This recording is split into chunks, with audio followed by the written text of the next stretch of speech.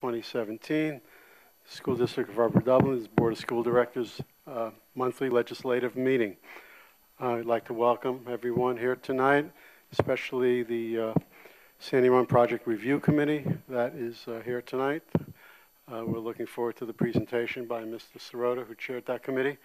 And I'd like to ask everybody to please stand for the pledge. And I'd like to ask Mr. Razor, who's joining us again tonight, to perhaps lead us in the pledge.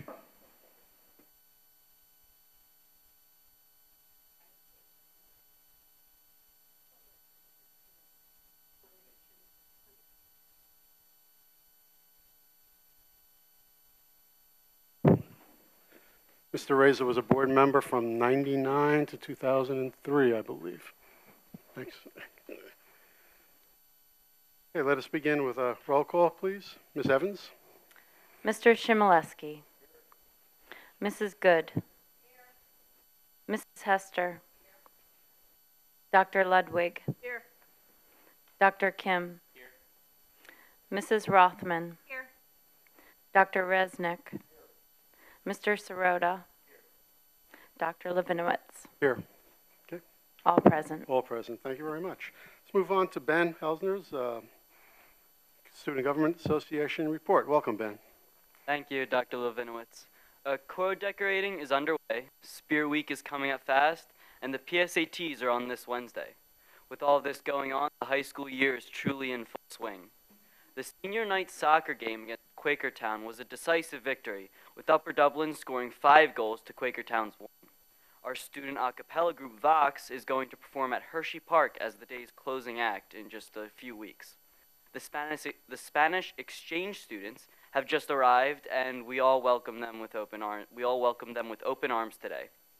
All of Upper Dublin High School is excited for Spear Week as class officers prepare for the hard work ahead. Alcoves are being planned, skits are being written, and couch cushions are being searched for each and every coin they may hide. Finally, our marching band had a very successful performance on Saturday, winning the High Winds Awards for a competition at PW, coinciding with our football teams beating PWs just the day before. Thank you. Excellent. Okay, moving on to the superintendent's report. Thank you. This evening, the board will receive the recommendation from the Sandy Run Middle School Project Review Committee, and we'll discuss next steps in the process of defining a facilities improvement project for the middle school. Again, a presentation will be made by Mark Sirota, chairman of the committee, and that will be in just a short few minutes. As we engage in other work at the district level, I want to share that the board and administration have been working on our annual goal document for several months, and a formal presentation will be on the agenda for the next legislative meeting on November 13th. We are also beginning to develop a framework for designing our next district comprehensive plan, which is due to be submitted to the Pennsylvania Department of Education in November 2018.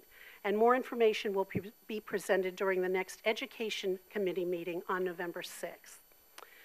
Finally, on behalf of the Pennsylvania School Board Association, we are proud to present recognition of years of service to Joe Chmielewski for 16 years and Michael Resnick for 12 years of service. Dr. Levinowitz will present the honor roll certificates.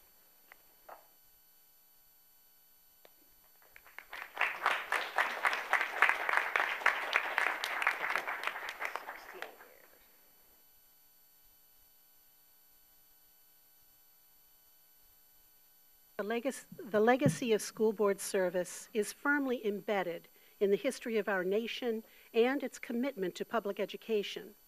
The Pennsylvania School Boards Association, founded in 1895, has a rich history as the first school boards association established in the United States. The consummate board member is described as an ethical, principled individual with a deep desire to serve. School directors have a strong belief in the value of public schools and local control of public education for the benefit of all students. Today, school districts are expected to offer more services along with world-class instruction with limited resources. These expectations provide a tremendous challenge for school directors who are unpaid volunteers who work tirelessly, giving of their free time away from their families to contribute to the schools and communities they serve. PSBA has been recognizing the contributions of dedicated local school directors with long-term service since 1983. The honor roll is the association's way of saying thank you. Those individuals who exemplify leadership by giving unselfishly of their time and talents for the betterment of the public schools serving students across this great Commonwealth. It gives me immense pleasure to join Dr. Levinowitz in recognizing you for your service and for being part of this rich legacy. Mr. Chmielewski, Dr. Resnick, will you come forward, please?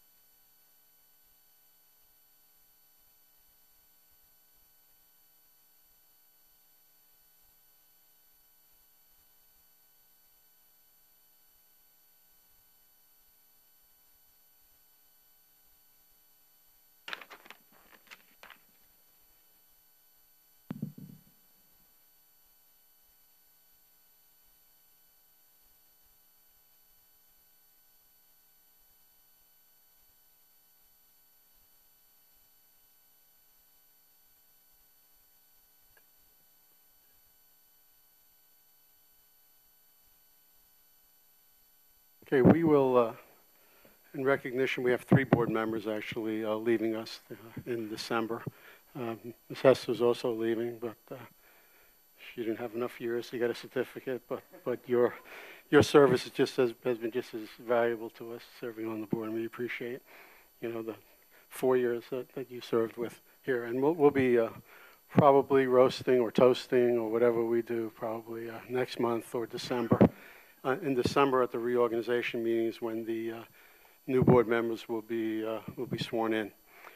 Moving on now to the presentation. Sandy Run Middle School Project Review Committee. Mr. Sirota, I believe you're going to lead this up, and you're going to go up to the podium, and you're going to explain the process in terms of what you're doing and what will follow. Sure, thank you. So what we're going to do tonight, at the back of your packet is the actual recommendation from the committee, and what this presentation is just a summary of the actual recommendation. So there's not intended to be any new information in the presentation. It's just a brief summary. There'll be an opportunity partway through for any committee members to state, or follow up anything that they would like to add.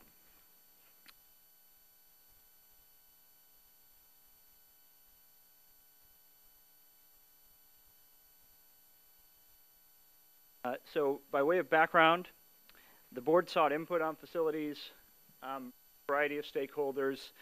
We recognize that the board does not have all the expertise to make this decision themselves, so we formed a committee to look at these following things: regulations, ADA requirements, educational specifications, environmental design, engineering issues, and financial issues. Now, for anyone looking at this online or on a device, there are links on a couple of pages in the slides that take you to the Sandy Run Project Review Committee page on the website. Again, no new information there. That website has been there since the summer.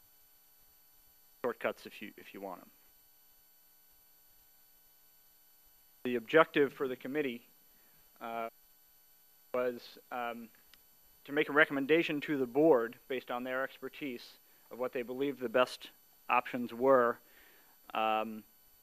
given the information presented. So there were 3 main options considered. One was to renovate the existing 2 buildings that make up Sandy Run. One was to renovate the main building and build an addition onto that building to replace the classroom space in the annex and then demolish the annex. And one was to knock it all down and build something new. Findings of the committee were there were a number of significant needs identified in terms of facilities. Those are summarized in the actual recommendation. I didn't want to fill up an entire slide with those. Again, I would encourage you to follow along with the recommendation for the specifics. The existing facility does not support the way we now teach. The building we call the Annex was built at Sandy Run Elementary School. The building we call the main building was built at Sandy Run Junior High School. They're now serving together as a middle school. They were not built to be a middle school. And middle level education now is a lot different than it was in the 19th. And accessibility issues exist in each building. The main building would be costly to renovate. The Annex is basically a building full of stairs, and it's unrealistic to renovate and achieve full ADA compliance. The process was we had 4 meetings. That's a list of the topics that were presented and discussed. Those presentations were made by an internal committee from the board and some hired consultants like our financial advisor and an engineer. We talked about the grade level configuration decision. 2 committees happened from 2014 to 2016, I believe, and decided that grade 6 to 8 is how Upper Dublin wants to do middle level education. The site options, which really there aren't any elsewhere in the township right now, so the only realistic site option we have is the existing site. Educational specifications are a detail of what a building needs to have for us. How many classrooms does it need to have? How big do they need to be? How big does the gym need to be? That kind of thing. Tours of the buildings. We reviewed the existing site plan, and about a year ago, the board authorized a survey of the site to determine where the floodplains now lie and where all the underground utilities are and that sort of thing, so that was reviewed. We have educational specifications on there twice. A preliminary summary of costs, and I'll show you a slide about that one. We talked about 2 similar projects in a neighboring district. The same district doing 2 middle schools, one they're building new and one they're renovating, and we looked what they're doing there and the cost. We talked about community usage of the current facility. A number of the spaces are rented or used by the community for a variety of functions. Talked about financing options with a presentation from our financial advisor that was also presented to the board that included 2 possible funding models for bonds, one basically to illustrate the difference between level funding and wraparound funding. And we looked at enrollment projections, which, as you know, are projected not only by our internal forecast to be fairly flat over the next 10 years, but also now by the Montgomery County Planning Commission, also forecasting it to be flat for the next 10 years. I should mention the committee did not see the Montgomery County Planning Commission forecast because that came to us after the committee, but their conclusions were the same. So I know you can't see this, it's too small, but you've seen it before. There were a lot of exhibits shown to the committee. I'm going to show you 2 of them that I think summarize the main process. So there were 3 options that's represented by these 3 columns. And the important thing to see here is the left column is renovate both buildings, and red indicates things that would not really meet our needs. Yellow would kind of meets our needs, and green meets our needs. So the left column is renovate both buildings, has a bunch of red. The second one is demolish the annex and build an addition on a newly renovated main building, and that has some more green. And the third one is build a whole new structure, and of course you get a lot of green if you build. This is the same 3 options with costs at the bottom. The cost, these are again projected costs based purely on square footage on a cost per square foot calculation. And the square footage calculations come out of the existing spaces and the educational specifications. Renovating both buildings, $47.5 million. Renovate the main building and build an addition. Knock down the annex is $70.5 million. And all new building is $67.6 million.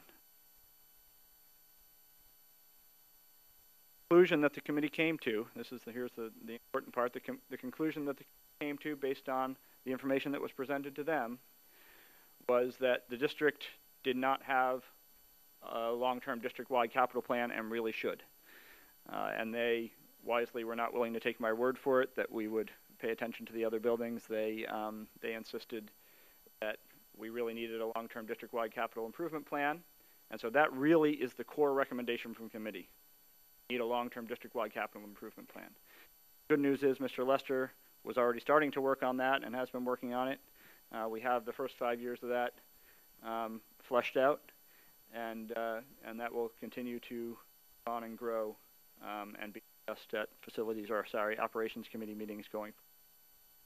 And then the second part of the recommendation, when that capital improvement plan indicates that the district is prepared for a project at Sandy Run Middle School, where prepared means financially, capacity to take on that kind of project in terms of administration time and that sort of thing, all the things that would have to go into it. When we're ready to do something, that project should be building a new building on the existing site. And the construction project should be designed to minimize classroom disruption over time. So while not formally part of the recommendation, I want to capture that a number of committee members expressed that the new building should be functional and practical. The high school should remain the flagship. It's not a core part of the recommendation, but the sense in the room was, while we should build the main building, we did not put any specifics on when we should build it or exactly what we should build, but the sense was that it should be functional and practical. There was one dissenting opinion, which is attached to the back of the document. Oh, it's not in there? Okay. There's a separate attachment. Oh, it's a separate page? Thank you. I guess they're back there if somebody didn't get a copy of it. In a moment, the committee members will all have a chance to speak, and I don't see her in the room. I will summarize her opinion if she doesn't get here by the time we're ready for that. Committee members, I chaired the committee. There were a number of representatives from the district and from the board. We had three representatives from the township, including a commissioner. We hired an engineer to guide us through the process because we don't build buildings very often, but he builds buildings all the time, or renovates buildings. And then a number of community representatives. We had put out a call to the community for interested people who had relevant backgrounds, and I'm thrilled to say I think we had a tremendous response and turnout. We had a wide variety of people, both old faces and new faces. Hopefully we can keep some of those new faces engaged. I'm thrilled by the committee that. Yes. Just try every time you turn, he's losing you on the on the speaker. Sorry, Jason. All right. On TV. Yeah. Sorry, Jason. I'll try not to do that. At this time, if any of the members of the committee do want to speak about your experience on the committee or anything you want to say about the recommendation, now is your opportunity. Dr. Clark?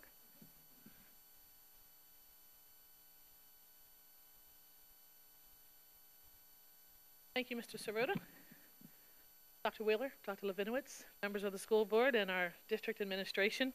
As principal of Sandy Run, I relished the opportunity to serve in the project review committee.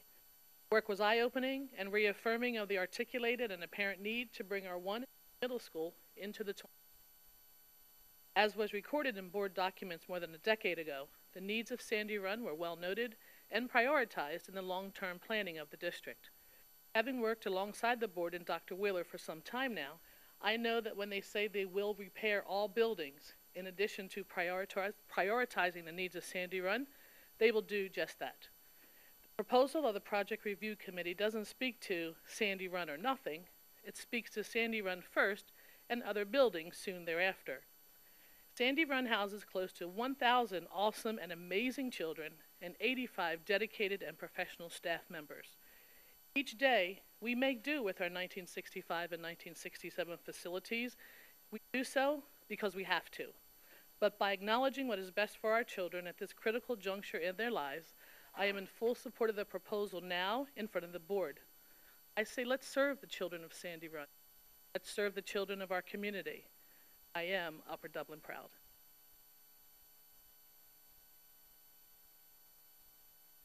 Dr. Clark, and for anyone who did not recognize, Dr. Clark is the principal, the proud principal of Sandy Run Middle School. Greg?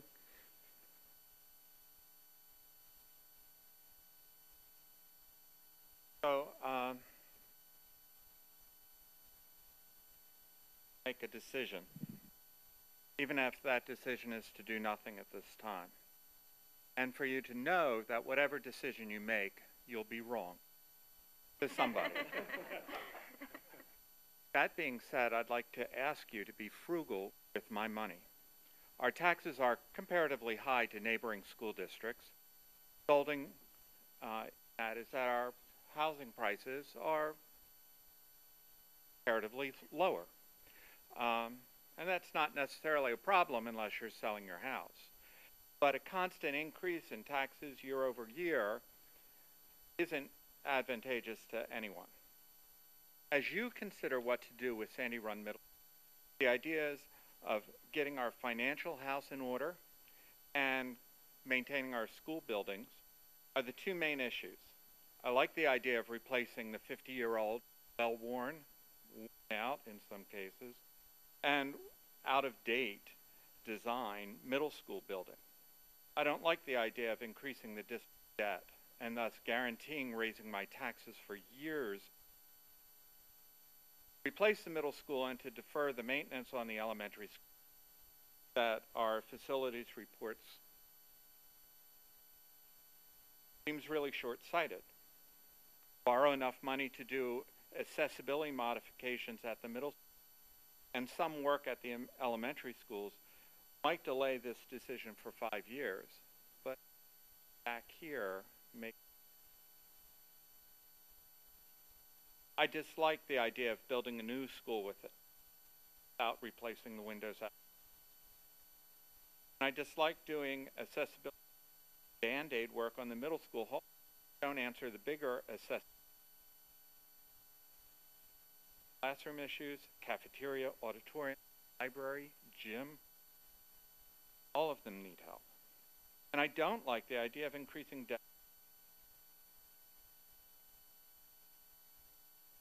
I ask you that prior to voting, you really look at and create that long-range plan that doesn't just include facilities, but includes additional costs.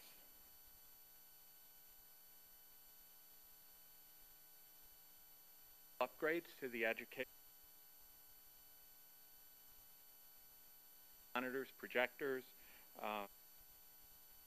network, everything that affects our taxes.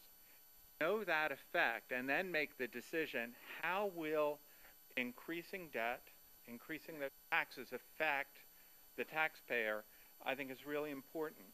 I just really ask you to do that. What I really want to ask you to do, all the things on the facility taxes. That's what we all want. I would settle for doing everything on the plan and leaving my taxes the same. But I know there's going to be hard decisions.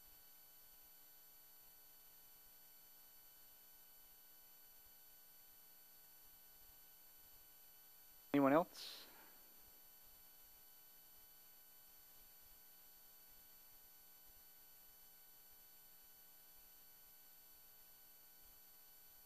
Caller. So my name is Phelps Lambert. I'm a local doctor. Okay, Mr. Sirota, this is just for committee members at this point. Sorry. I'm sorry. Following the community, Sorry about that. I just wasn't paying attention. I'm sorry. following the committee members, the board may respond, and then we'll have a general community Yeah, there will be input. community input, I think, shortly after this presentation, right? Is it the Yes. next thing? Next item on Yeah. the agenda. So there not long. Anyone else from the committee want to speak? Okay. Oh, Danielle.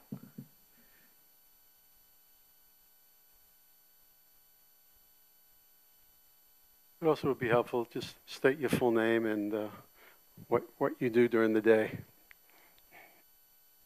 My name is Danielle Lee. I'm a project manager of School District of Philadelphia. I'm capital projects, very old buildings. I was part of this committee, and I thank you so much for the opportunity for getting involved and also for this speak. One thing I wanted to say was, Dr. Clark, I really appreciate your passion and your love for Sandy Run. It pains me to say this, but One thing is, from my point of view, one thing I wanted to stress during the committee meetings was that we can't just look at Sandy Run or something that you said, Sandy Run first. Our recommendation, as I recall, was to look at all the school buildings, not to prioritize Sandy Run new construction at the top of the priority list, but to look at the facility needs of all the buildings, and based on that, to develop a long-term capital plan.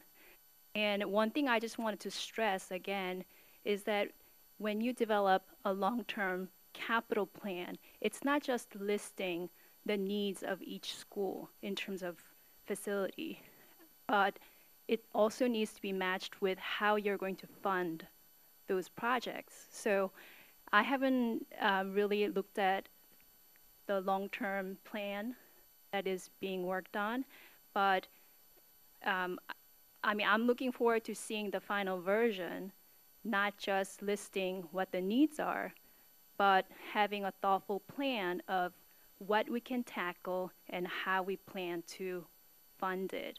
And I believe that is the whole picture of a capital plan. And I think what you're saying, and just once again, having gone through all the meetings and hearing the needs of Sandy Run, which I agree with, I was one of those committee members who agreed that if we were to do anything at Sandy Run, that we should build new.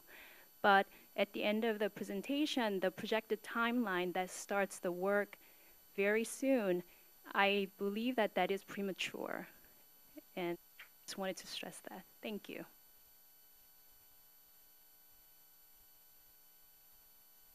Danielle was talking about a couple of slides that are about to come up, which haven't gotten to yet. Anybody else? Joe?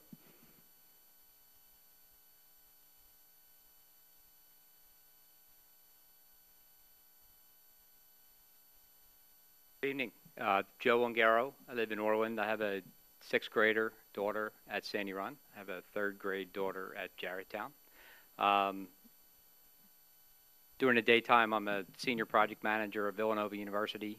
It's very similar to Danielle. I manage capital projects. Prior to that, I had worked down at Drexel University for 7 years, and then about 20 years before that, I was a design engineer, mechanical, plumbing, and fire protection. Like Danielle and some of the other members, I agreed with the two-pronged approach about the recommendation to build new, with the caveat that there are other needs in the township. It wasn't a caveat of only do this if you do that, but a recommendation to attack both. I think for myself, the reason the chart that was up there that showed what you get with each renovation, conclusion from that could be, if you looked at the cheapest alternative, you probably get what you can afford, but you don't necessarily get what you want, which was highlighted by all of the deficiencies indicated in red in the table about in each category, the auditorium, the different programs, the different ed specs that were not met. Yeah, this one you can't read it, but the red and the green, the red indicates a category, and it indicates if it's deficient, and if you partially achieve it, and in the case of the green, if you do achieve it.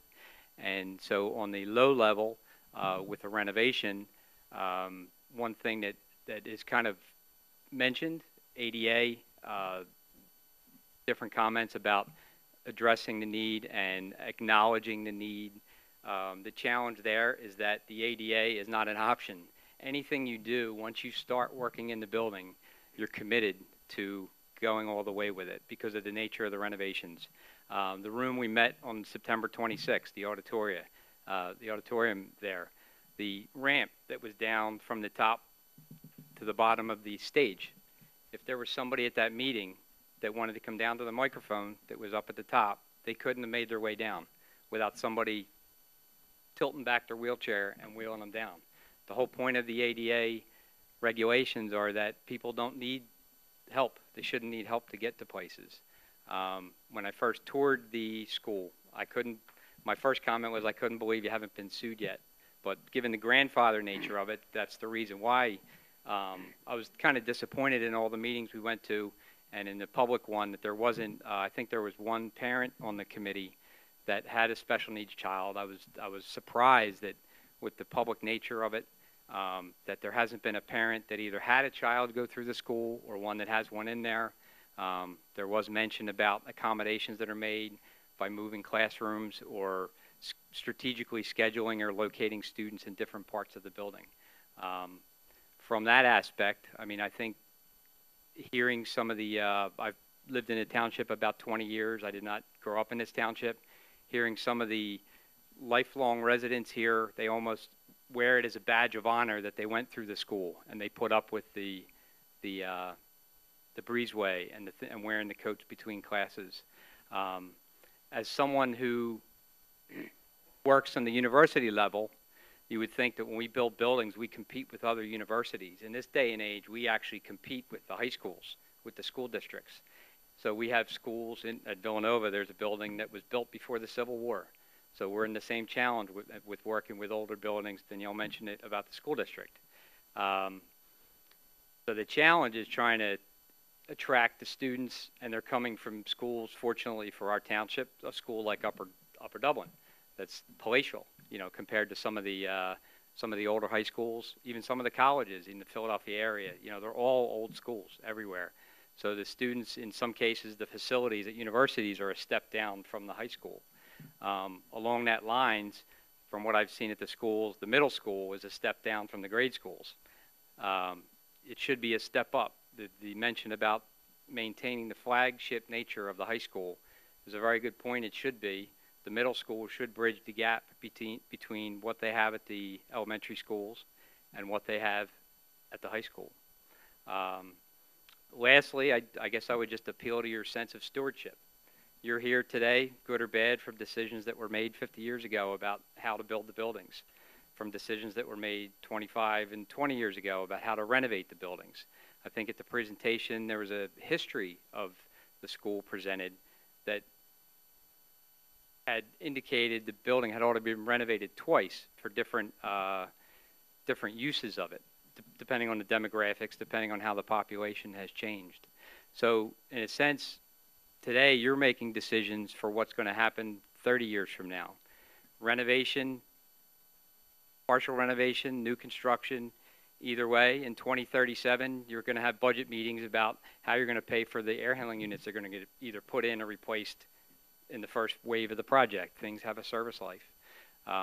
So stewardship is something that should be highly considered, again, in the context of where we are with the taxes. You're making decisions for the next 5 years for taxes, but you're making decisions for the next 50 years. Hopefully, if it does go down the course of a new building, to give the students a 21st century building, won't have this conversation again for another 40 or 50 years. Time. Thanks, Joe. Ready? Yeah. Or if anybody else?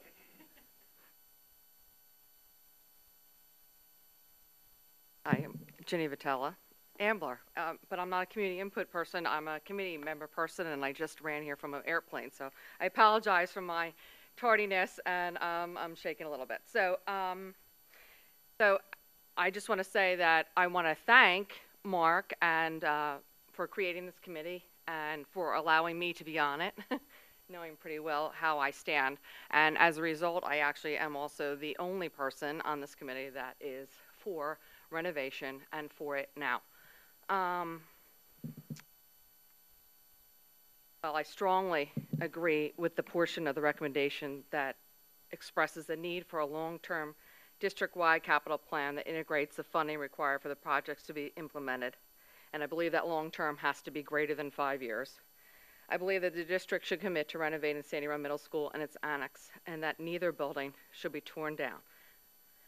Many reasons for my dissent, which are outlined on the recommendation, and I will just try to highlight some of my key things. And my biggest point is I don't think we can afford $70 million now. For multiple reasons, everyone knows it, and I also don't think that Sandy Run can wait another 6 years. We've put absolutely no money into this building in 6 years. We're letting it go, that we're going to do something to it. I say we got $70 million in the bank now. dump it into the middle school, put some roof on it, add some air conditioning, and we'll go piece by piece, building by building. There are substantial capital improvements that would be more affordable if they were spread out and completed as we get appropriate funding or savings. These improvements would not be Band-Aids, but complete and meaningful improvements across all the buildings. I believe that the major renovations that are needed at Sandy Run are also needed at the elementary schools. And if we put all this money into this one basket, then the elementary schools will be pushed down the line even further than they already have. From an educational standpoint, it is not believed that the elementaries, they can teach still in the elementary buildings, but the buildings all do not have air conditioning. And that's a big thing that other area school districts seem to manage to get. And I think all our buildings deserve that, all our students and all our teachers. We have not explored alternative options. We were giving these 3 columns by one person, and Arif might be a fabulous person. I've spoken to him. He's a great guy. But he's only one person who gave us these columns. And basically the first column, which is the renovation, he says it's not plausible or feasible. And I think that's not enough options, because really it came down to 2 options. I also am very concerned about what we're losing. The biggest one being the planetarium. We are told it is worth saving a building if there's something about that building worth saving. And I think that thing worth saving is that planetarium. It is not in the $70 million number. It is put aside with the wrestling room, and it's not. K through 12, use that building. It's an integral part of our science curriculum, and I think it would be a huge loss and a reason, and I do wonder historically if that was one of the reasons why they kept that building and tore down 3 tons. Anyway, that's a side. All 4 elementary school buildings will be ignored. And I mean, I know we're doing things to get by a little bit, but we're not talking the big ticket items, and what's considered luxury for elementary would be air conditioning. But it's needed to teach in the 21st century at the middle school, and that doesn't match with me. Home values. With rising taxes, we all ask, is it worth living in Upper Dublin? There's a tipping point when taxes are too high, the rankings aren't high enough, and the value of the property start going down. So as I've said before, my $15,000 a year I pay for 3 kids to be in the school right now is an absolute bargain. The problem is my house is selling for $100,000 compared to another house in a neighboring school district. There will always be unintended consequences. You get into this project, things happen, things change, we don't get what we want, we don't get what we planned for, and that is a problem at the high school, and it has been a problem in our history of Upper Dublin, really. Air conditioning again. Educational specs. Actually, the latest ranking I saw that actually has Sandy Run highest relatively than the other schools in our district, which I find interesting. There's no proof that the new high school has increased test scores and rankings, and the high school still has many repair issues. There is proof that there's some very good schools that are in some very old buildings. I know we can do it. I know we can. You look at all the things through the lens of your home budget. Rebuilding your house when you need a new heating system would not be done. Renovating Sandy Run Middle School and its annex is much better alternative than a new building that would be very costly, raise taxes, add to our already large debt, and we would essentially be ignoring the needs of all the other buildings.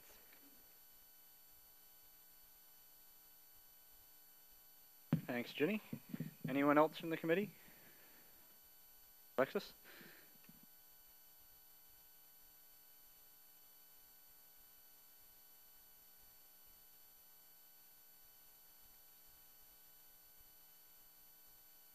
Thank you for allowing me to participate in the San Day. My name is Alexis Kreigel. I'm a new resident. I just moved to this district. Professionally, I work for the General Services, and we actually manage our federal space, so any federal agency in leased or in federal buildings, and I have worked in our asset management. Evaluation of buildings, looking at building evaluation,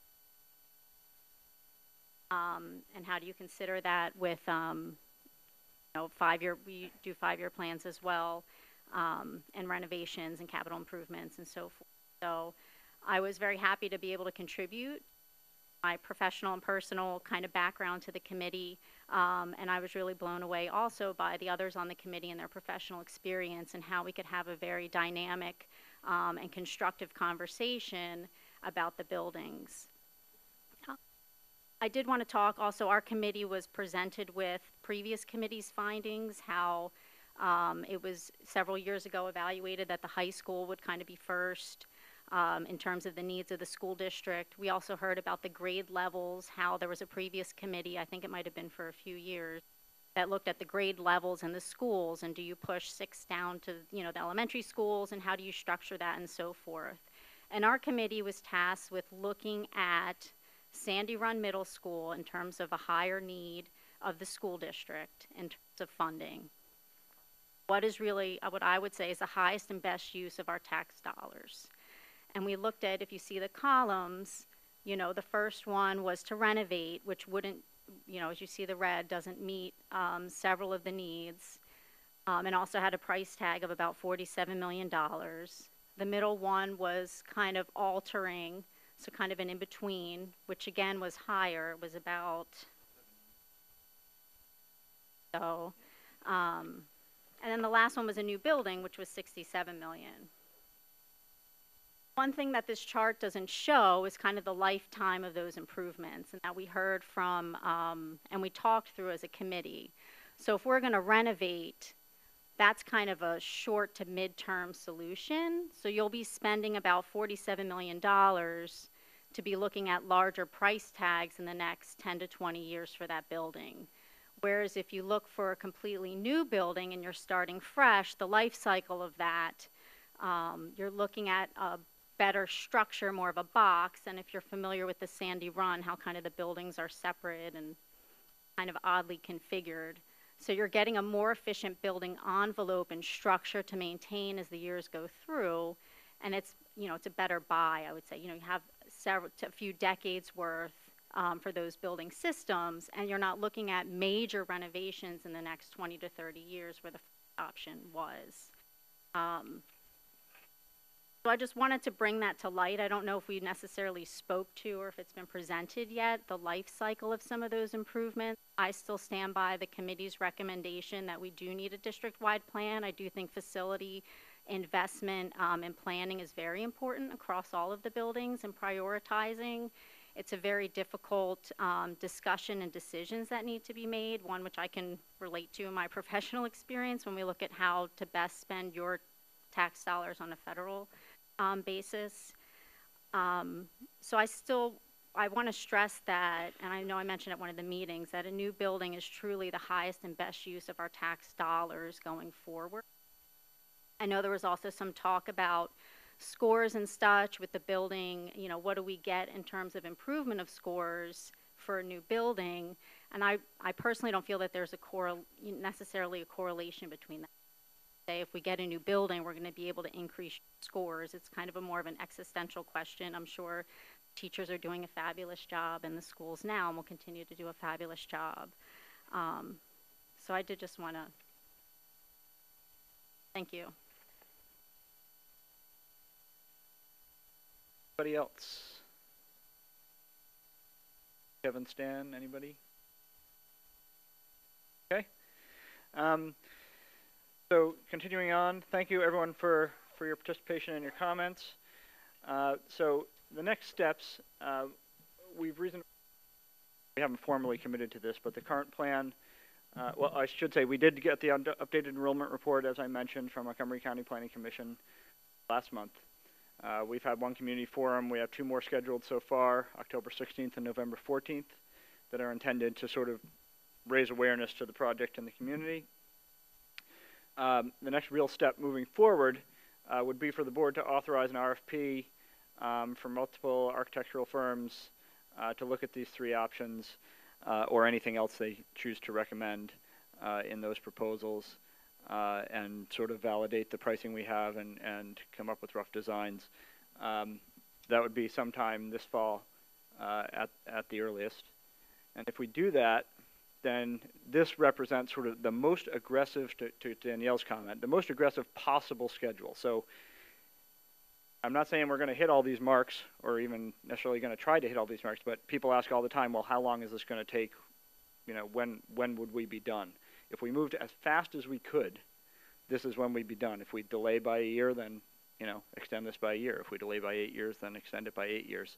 But this represents how long the process takes.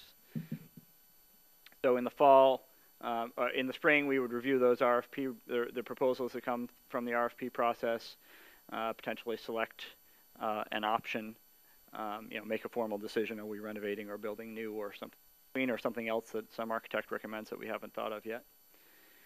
So we'd select a design team. Design phase takes about a year. Then we'd have a much better estimate of pricing at that point. Then it would go out to bid to construction firms once we're ready to build it. And then when those bids comes back is when you finally have real numbers. Then that's when you actually know how much it would cost to build the building. So the earliest we'll actually know that would be summer of 2019. And then construction, in theory, could start that fall if we moved as aggressively as we could. It takes about, if we were to do the option then that's build a new building, construction would take an estimated 2 years. That is, you build a new building on the existing fields and continue to use the existing building. If you were to choose some other option, such as renovation, then probably construction takes longer, like it did here for the high school, because you have to do it while the students are in the building and find a way to shuffle students around while you do. It doesn't go as quickly with those sorts of options. So again, this is just to represent the most aggressive possible schedule. And then the final, in the 21, in theory, you could have students in a new building in the fall of 2021, and you would spend that year demolishing the old building and redoing the field by the fall of 2022. So again, the most aggressive possible schedule is we're now in the fall of 2017, so 4 to 5 years of process by the time we're done. At this point, I'll take questions or comments from the board, and I'll stay up here if there's anything I can answer from the point of view of the committee. If you're interested in my own personal opinion, again, I'm up here representing the committee that I chaired. I'll go back there later and discuss personal opinions if you want to. But any questions about the committee or committee process from the board? You want just questions or any, comments? or responses or anything you would like? Okay, we could hold our comments until community input, so we combine them then. Does anybody on the board find a need to say anything at this point? Okay, so let's go to community input. And this is our usual first community input. You're limited to 4 minutes. Please state your name and where you reside in the township and doc. This is your opportunity, sir. Brooke, am I in the right place on the screen here? Is that?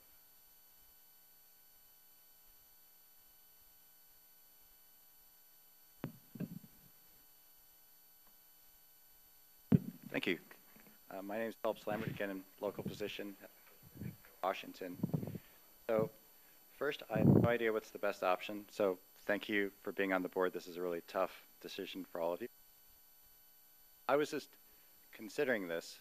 Can you repeat your name? I missed it, sir. Sorry, what's your that? name? My name again is yes. Phelps Lambert. So what happens if we build a new middle school?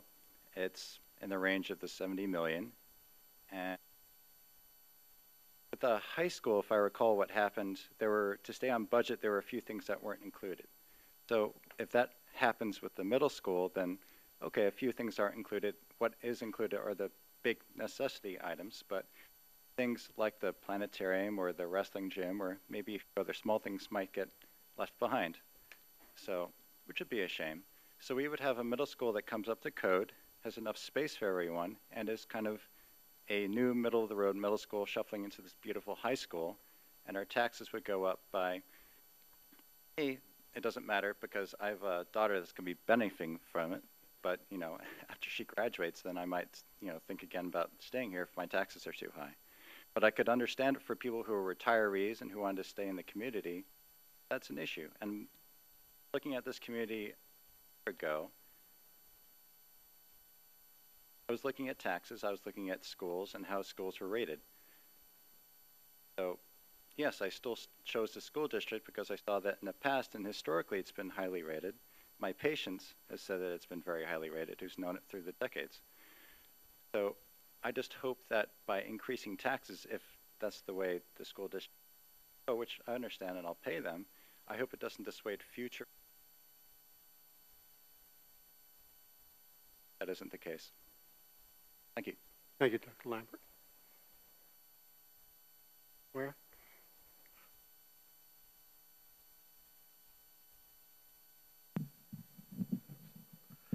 Dr. Levinowitz, members of the board. Please state your Dr. name, Wheeler. please. Oh, I'm sorry. William Swan. I'm from Glenside. Everyone. Thank you. Last year I mentioned around this time about an educational opportunity, which described as the solar eclipse, and I did get to go see it. We went down to Carolina. About halfway through, it clouded up. We didn't see the whole thing, but it was a great event, and Mrs. Small was telecasting or broadcasting it live from Nashville. And at the same time we were doing that, my wife was on the phone with her family, showing them pictures of what we were experiencing. They happened to mention something, which brings me to mentioning to the board another educational opportunity coming up. That will be another total solar eclipse, but this one will be passing through Chile. And I wanted to mention that would be an excellent opportunity for people that are studying astronomy, astrophysics, Spanish language, literature, culture, and geo and life sciences. You don't have to take any notes because I prepared some for you. It's passing north of the Capitol, about a 5-hour ride, about the same distance as from here to Pittsburgh.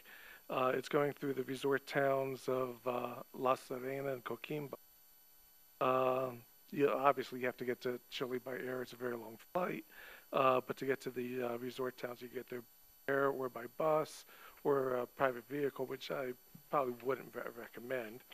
The information I have will talk about some of the activity sites so that you could see up around there. For example, just a little south of La Serena is a place called the Father George National Park, where it's one of those very unusual places where it experiences a microclimate of the breezes coming off of the Pacific Ocean, creating these clouds which maintain a temperate rainforest along the mountain range right next to the desert. The eclipse will be taking place right over a number of internationally observatories, so it'll be for them. But as like a possible like field trip for teachers, students, I want to bring this up at this time. It'll take a long time to discuss it, get some facts, some figures to decide who's interested, how much it might cost. It could easily go a couple $1,000s per. It goes over a number of observatories. Thank you. Nearby to the north, there's a place called Sugarloaf Island. It's the breeding ground of the Humboldt penguins. Might be Earth science students. Further north, there's the San Pedro de Atacama. It's all mentioned here in the document. And so I just wanted to take the moment to bring this exciting opportunity to your attention. I have some links for weather and climate, things to do in and around Santiago. Chile is the home, the birthplace of two Nobel Prize-winning poets in literature, Pablo Neruda, Gabriel. And so I'll just pass this out. Unfortunately, it turns out I did not make enough copies for everyone, but I can supply more. Okay, thank you, Mrs. Swan. I thought you were going to talk about the marching band competition, but okay. That's next committee. Richard Petruski, Fort Washington. First thing I'd like to comment on was Mrs. Reeler's comment about limited resources. I've never seen this community have limited resources. All they do is raise taxes. So there's no limited resources here. I've been a resident of Upper Dublin for 40. My son started school here. He was the first one when he was 5, and he's 50 now. And so I've been a resident here for 45 years. And I have 4 sons, and all of them went through this school system. I have 12 college degrees among them, doctorates. And the one thing that I've always never worried about was the facilities. The main thing I always worried about were the staff, the teachers. That's been the same thing this school and all the other schools that they've gone to. It's not the facilities. When you talk about building a new Sandy Run school because you need it, well, I really wonder if you do. I just would make sure that you got good people working rather than worry about the facilities. You know, it's interesting to look at the facilities here, too. We built a school 3 tons. Great school. Really was going to help. After about 3 years, they knocked it down. I never could understand that one. If they hadn't, you'd have that today. You wouldn't have to worry about this. So there was another decision made in the past that really wasn't very good. And I've been attending school board meetings actually for 45 years because when my kids were in, I've been going to these meetings. I'll tell you, I'm getting sick of them. But the one thing I'd like to say is, you know, as I said, don't look necessarily at the facilities. Look at other options that you might do that will replace the problem with the facilities, such as realignment of your grades, your classes. Look at the Colonial School District. They got a kindergarten through 3rd. They got a 4 or 5 school. They got a 6, 7, and 8 school, and they got a high school. That's a completely different arrangement, and you know that school is rated much higher than Upper Dublin. So I would wonder, shouldn't look at other opportunities, other ways of doing this, rather than necessarily building this new school. I'm not saying that you shouldn't put some money into it, because if you need it, you need it. But I'm saying maybe there's other options, and this class realignment, I think, might be a good one. Maybe there's a way of realigning, and you could take advantage of those. And also look at what the township is doing. They're getting rid of our library down here. They're going to put it down in the industrial park. So you got a library that you could use for the high school, and you could use that space for another, let's put 8th grade in the high school as an example, if you're going to have more space. So I think you got a lot of options that you can look at other than just going ahead and doing a building job. That's my comments. Thank you.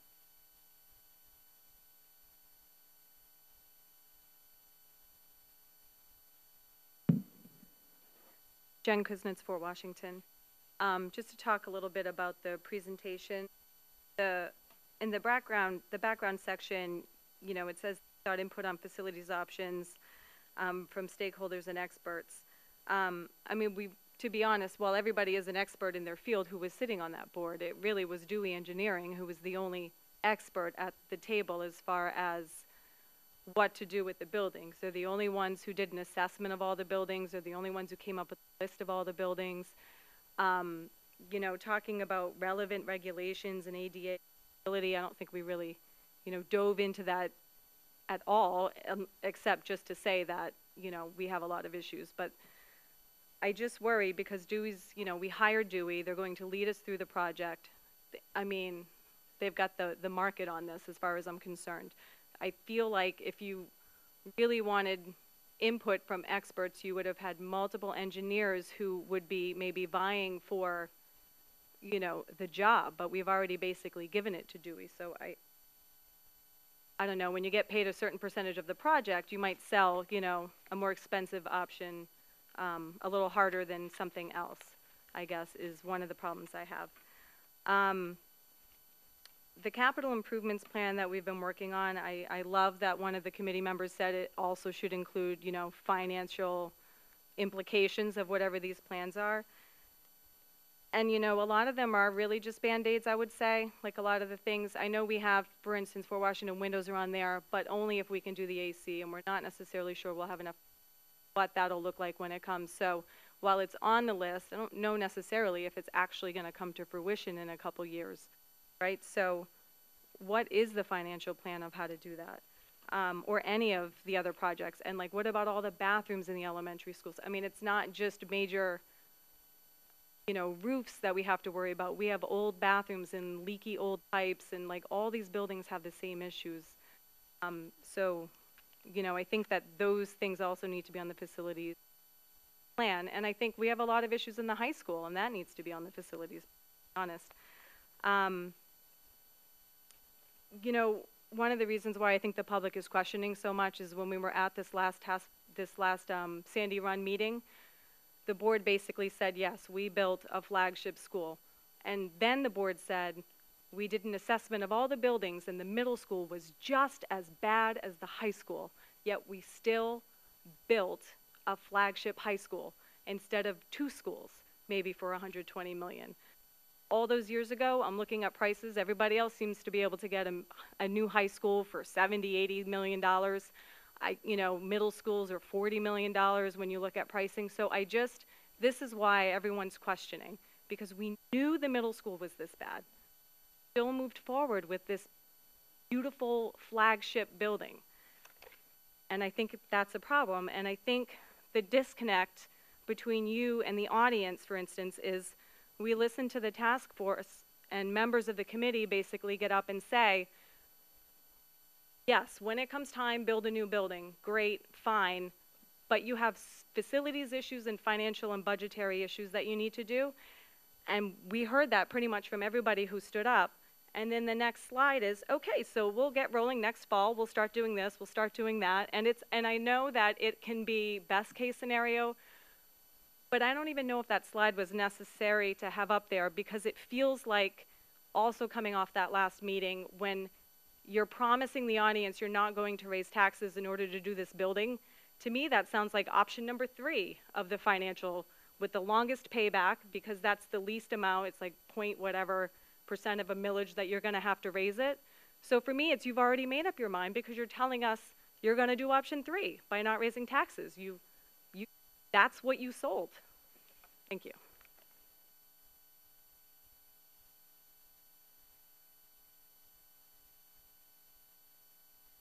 Brister, Fort Washington. I'm going to start with I think Jen has touched on it, and certainly Ginny has touched on it. The 3 options put out there by Dewey Engineering. So if I had been on the committee, I would have been a real pain in the neck, as you all know, when I've been on committees. And there's no way I would accept an option, a middle option of a new annex and renovate 7th and 8th, and it comes to almost $70 million. I just can't even accept that. It's like if somebody came in to do my kitchen and said, well, yeah, I can do exactly what you want for $150,000. Yeah, and my husband would throw them out. So there are other options that you've got to take a look at, and probably not with Dewey Engineering. I mean, I'll turn this into a question. Is there some reason you couldn't, because a lot of people do feel, not board people, but people who've paid taxes here, like poor Dick Petrusky, 45 years, Bristers, 25 years, and on and on. And we've seen Upper Dublin go from a good value, where we were kind of like middle of the pack in taxes, and outstanding in any test you wanted to compare. And so now we're at the high end of the taxes, and our test scores, if we look at certain things like school profiles, Pennsylvania school profiles, not what they should be, and I can get into that if there's time.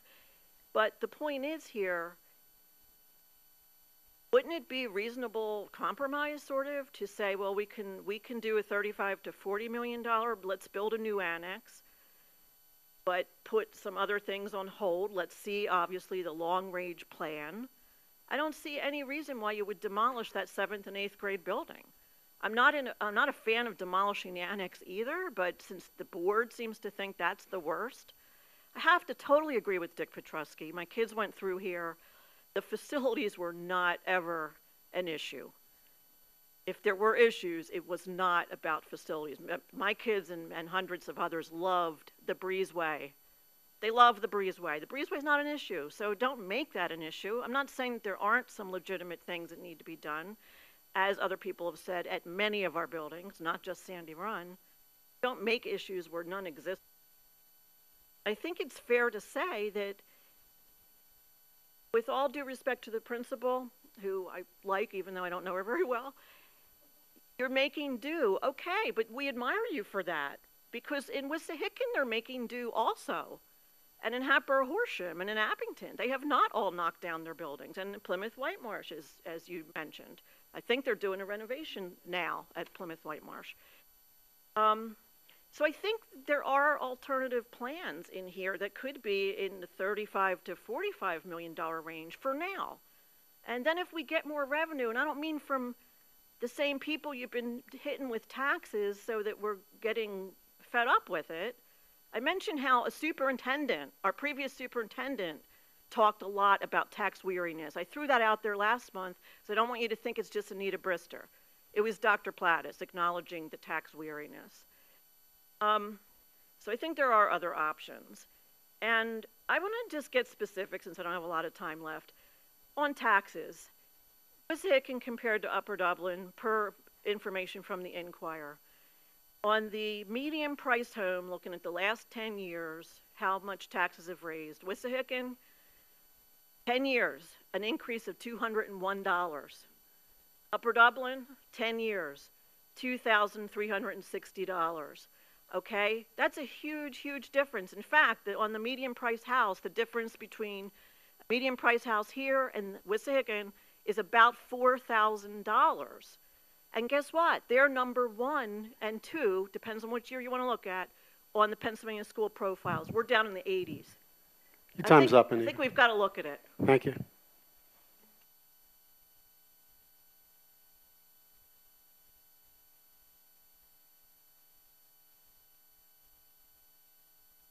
Hi, my name's Mara McCarthy. I'm a relatively new resident. I moved in about 3 years ago.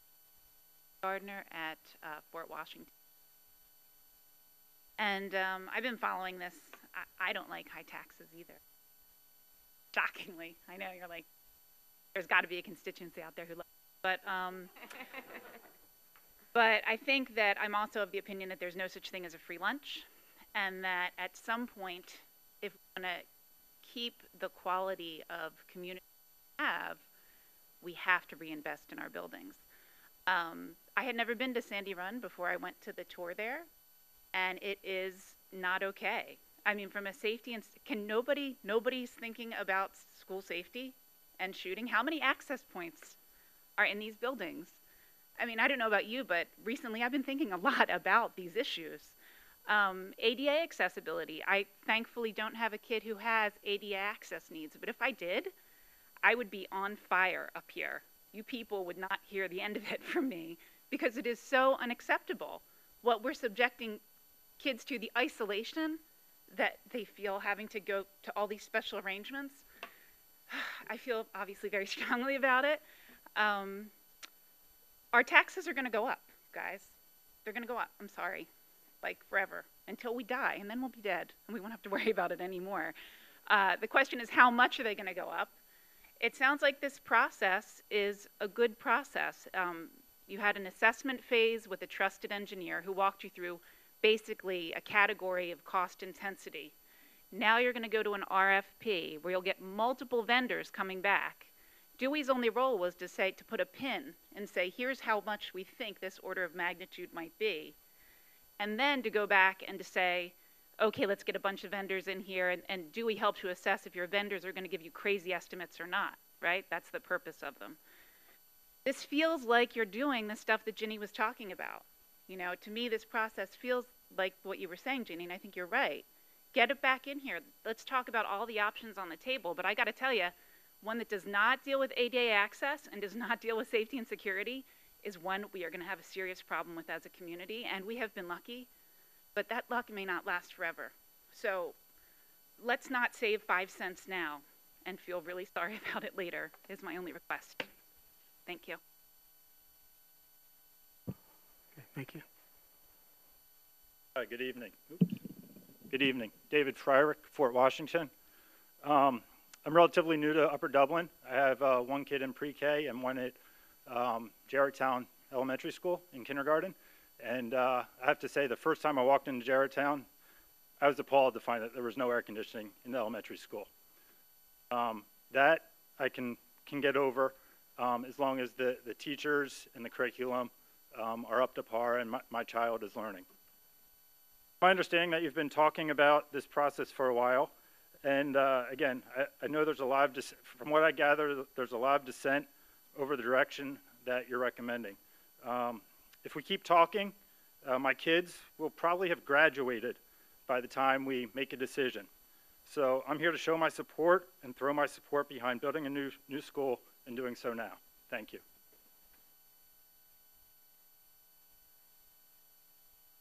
Anyone else? Community member now, Jenny Vitella Ambler. Sorry. Lifelong community member, proud Upper Dublin graduate, Sandy Run graduate, 3 Tons graduate, and Fort Washington Elementary School. And I'm old, and so are all those buildings. So I just wanted to follow up that, you know, I took this seriously, this job you guys gave me to be on this committee. I researched, I looked, and at the end of the day, I know we can do a great job with renovation. Plymouth Whitemarsh just did it. They just did it. Their building looks new. They've done all the things. They've done all the renovations. They did it over 3 years while they could afford it.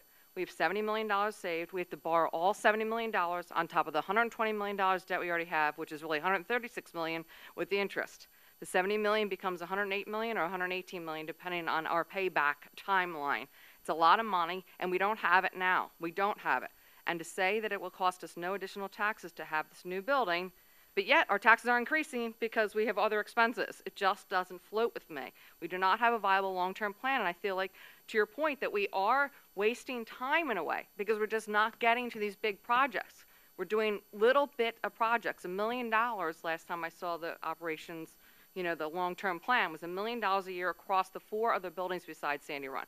$1 million. That doesn't even buy Fort Washington the windows, let alone an air conditioning unit on those windows. We already have debt that is, according to Moody's, where's my quote, where's above average. It's credit challenge, above average debt. We cannot afford more debt.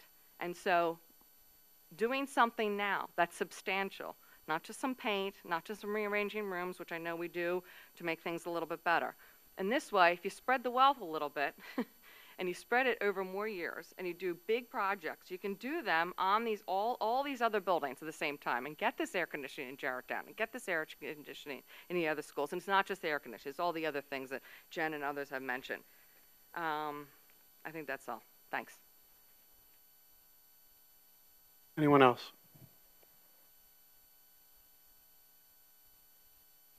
Stan Ropsky, Maple Glen. I just want to talk about one of the many issues at Sandy Run. That is the breezeway. I mean, who would think 25 years ago nuts would fly planes into skyscrapers? Who would know 2 weeks ago someone would, you know, kill 58 people at a concert? The breezeway is a security issue, okay? Someone said, well, maybe it's a good thing that the kids can go outside so they can get a brush of fresh air through that breezeway. Well, probably because there's some areas in that school that the air is so polluted, they need to go out and get fresh air. So if you take away the security issue at the breezeway, there will be no problem. I'd like to know how many school districts have a breezeway that connects 2 of their middle school buildings. I want to know how many. Does anybody know how many school buildings? It's not your turn now. Just let him answer. He's not asking you. Oh, go ahead. Continue, Mr. Okay. If you take away the breezeway issue, then there would not be a security issue with kids going from 6th graders going from one building to another. Thank you.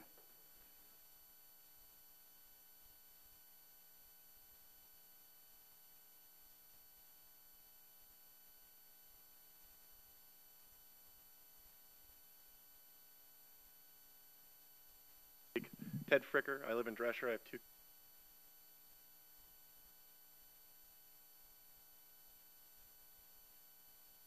Actually, when I went to Sandy Run, that wasn't even a breezeway. Annex was a library. I also saw trust me, my parents dealt 3 tons. They bought in '71. Value to me was a value to my wife. But I made that knowing the taxes were high here. Flagship. I also appreciate that we have to have them across the district. Now, I think the RFP process is encouraging. taxpayer, I'd like to know what the options are, because again, I have similar concerns. Project manager right now who may have helped investigate all options. Absolutely necessary in any school. I grew up without air conditioning, so if I did it, they can do it, but I understand that that's probably a requirement. I just hope that everyone thinks about taxpayers. I mean, there's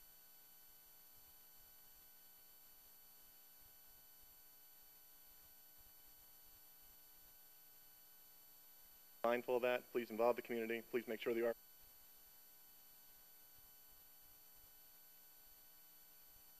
May be of interest to the taxpayers.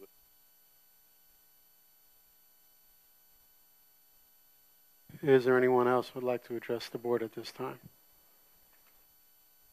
Okay, seeing none, we'll close community input, and we'll start to respond to some of the comments and questions. I'll open it up to my colleagues. Anybody want to go first? Mr. Chmielewski. Hey, as is the case with just about everything that the board does, there's community involvement in decision making. That happened throughout the high school project. It wasn't a closed process. It was very much open. We had a community-wide, district-wide facilities task force that went through a year's worth of study to come to a preliminary recommendation to the board.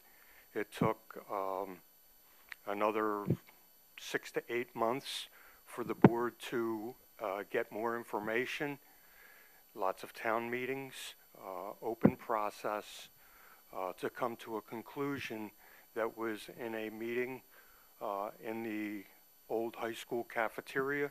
It was jam-packed, so full I think they had to have TV screens in other rooms. We had hours-long community input prior to that decision, before the decision was made to go to referendum and put it before the voters. Then the voters decided, and we went through that process to design the school. Again, a very open process involving all the stakeholders, including students, including parents, including all of the staff. Throughout that design process, and it was an iterative process where the architects would present what they thought they heard and present it to the staff to find out if that's what they actually wanted. No, this and this need to be changes.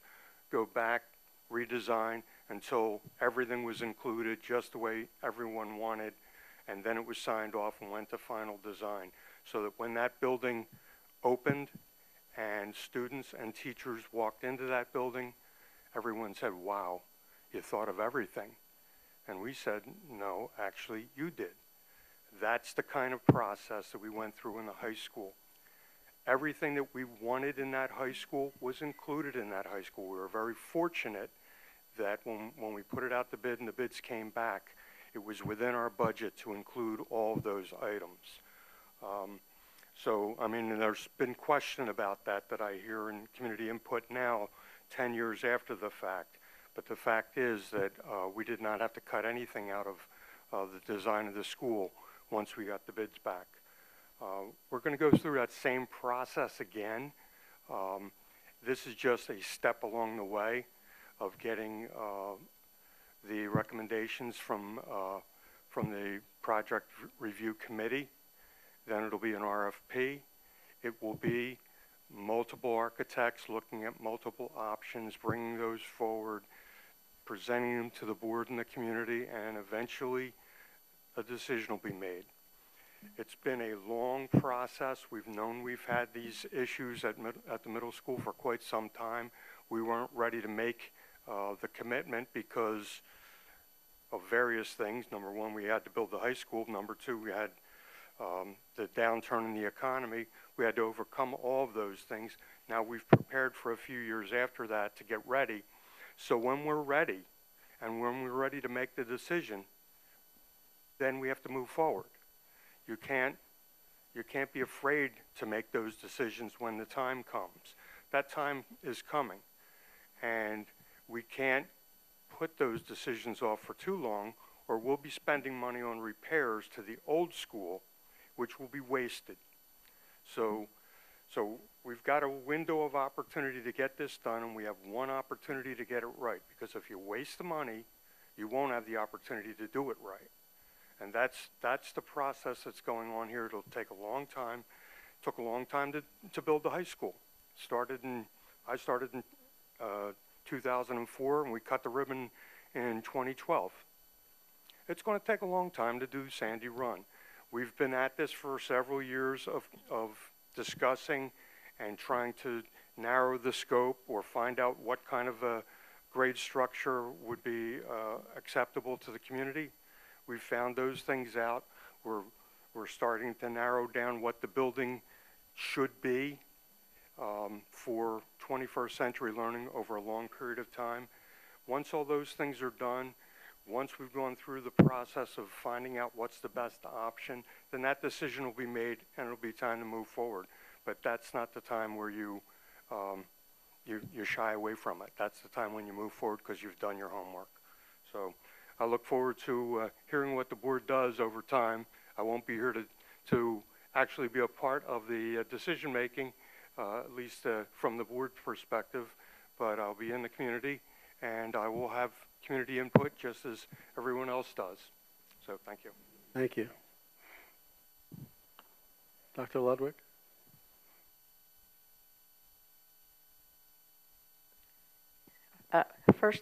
First, I want to thank all the people who served on the project review committee. Just as we talked before about being on the board takes a lot of time and evenings away from your family, so did serving on this committee. And I also want to say I appreciate the various backgrounds and perspectives people brought, including the diversity of opinion and dissenting opinions, because I think it helps the process, because we need to listen to all voices and consider them all. My assumption when I went into this before we began some of the review process was that the most likely thing we'd want to do would be to tear down the annex, renovate the main building, and build a new sixth grade wing on the main building. However, upon going through the review process along with the committee and in various other board meetings and seeing the facility and the finances, et cetera, I changed my mind and feel that at this point that building new is the best option. The cost is not that much different, and the ability to have a building that meets the educational specs, that respects our teachers and gives them a facility in which they can grow and teach our kids to the best of their ability, and to give our kids for the next, hopefully, 40, 50, 60 years, the best option we can foresee at this time. I mean, I know things may change. I intend to keep an open mind throughout the process. We have a long-term facilities plan in the works. We've talked about how it's a evolving plan, and if conditions change and things become apparent that we need to do, I'm open to changing my mind if that or other district needs come up that change the conditions. So, however, based on the analysis we heard, this is really an optimal time window in terms of construction costs, financing costs. I think we should move ahead with all due speed, knowing that we have many decision points along the way and we can change our mind as we go. In response to some comments that, I know our taxes are higher than some of our neighboring districts, and that it may change a little bit in respect to one district or another, but there are some districts, including ones we often compare to, that just have more financial resources, and it's a fact of life. I mean, we may have more resources based on some new developments, but we don't have the market value that some districts like Wissahickon, Colonial, Upper Marion have. And even if we improve the office park to a great extent, we're not going to have those resources. So if we want our education to compete with them, our taxes are going to be higher. We've talked about the way we have worked over the last few years with our budget to be able to finance a new project. This is not going to be financed the way the high school was. The high school was financed with a referendum that allowed us to increase taxes to pay for the increased debt. We now have the capacity in our budget to finance that. Probably all of it, not quite all of it if conditions don't improve as expected, but we have the we have the capacity to pay for the project. Some people have said we could have, like when we had a debt fall off, we could have taken that money and used it to lower our taxes. Yes, we could have. I feel that wouldn't have been responsible as a board member and as a representative of the community, because if we had done that, we would not have the capacity to do even a renovation project or to keep upgrading our other schools. So, I mean, we know we have needs at all our schools. We've talked about the difference between the middle school and the elementary schools in terms of the basic layout of the school and how at least the basic structure of our elementary schools meets the educational needs, while that of the middle school, really doesn't. So in terms of deciding whether you want to renovate or build new, that's a big difference. I mean, my assumption going forward with the elementary schools is that they can be renovated, that we don't need to build new on the elementary schools. But again, that could change. So one other thing I wanted to address is when we talk about what the Moody's report says, they do say that we have above average debt levels, but they also say we have a number of strengths, including our sizable tax base with above average income, proximity to job centers in the city of Philadelphia, and limited reliance on state aid. So there's pluses and minuses. I have tried to talk to municipal finance experts at various times to say, is there a standard for how much debt is too much debt for a school district? And I could never find anyone who had a metric. I mean, there are a number of metrics that are used to see how your debt compares to other districts, but the best answer I got was, if you can afford the payments, then the debt is not too much. And we can afford the payments right now.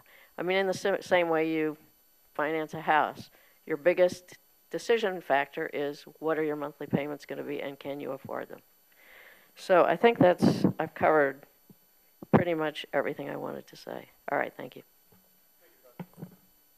Thank you, Dr. Ludwig. Ms. Good?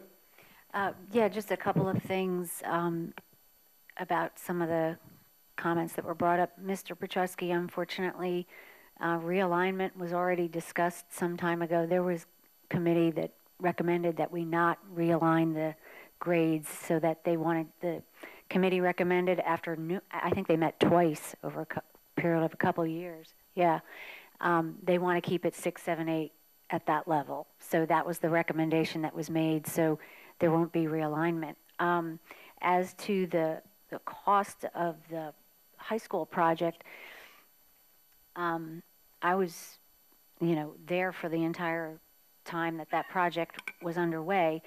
119 plus a little more million was the entire cost of the project. However, this building itself, by itself, was about, I think, around 80 or 85 million of that. The rest of the money was part of the demolition and removal of what was existing. And there were other things involved in there. So we had to rent mobile classrooms. There was a whole litany of them along Fort Washington Avenue, and the lease for those mobile classrooms was $5 million.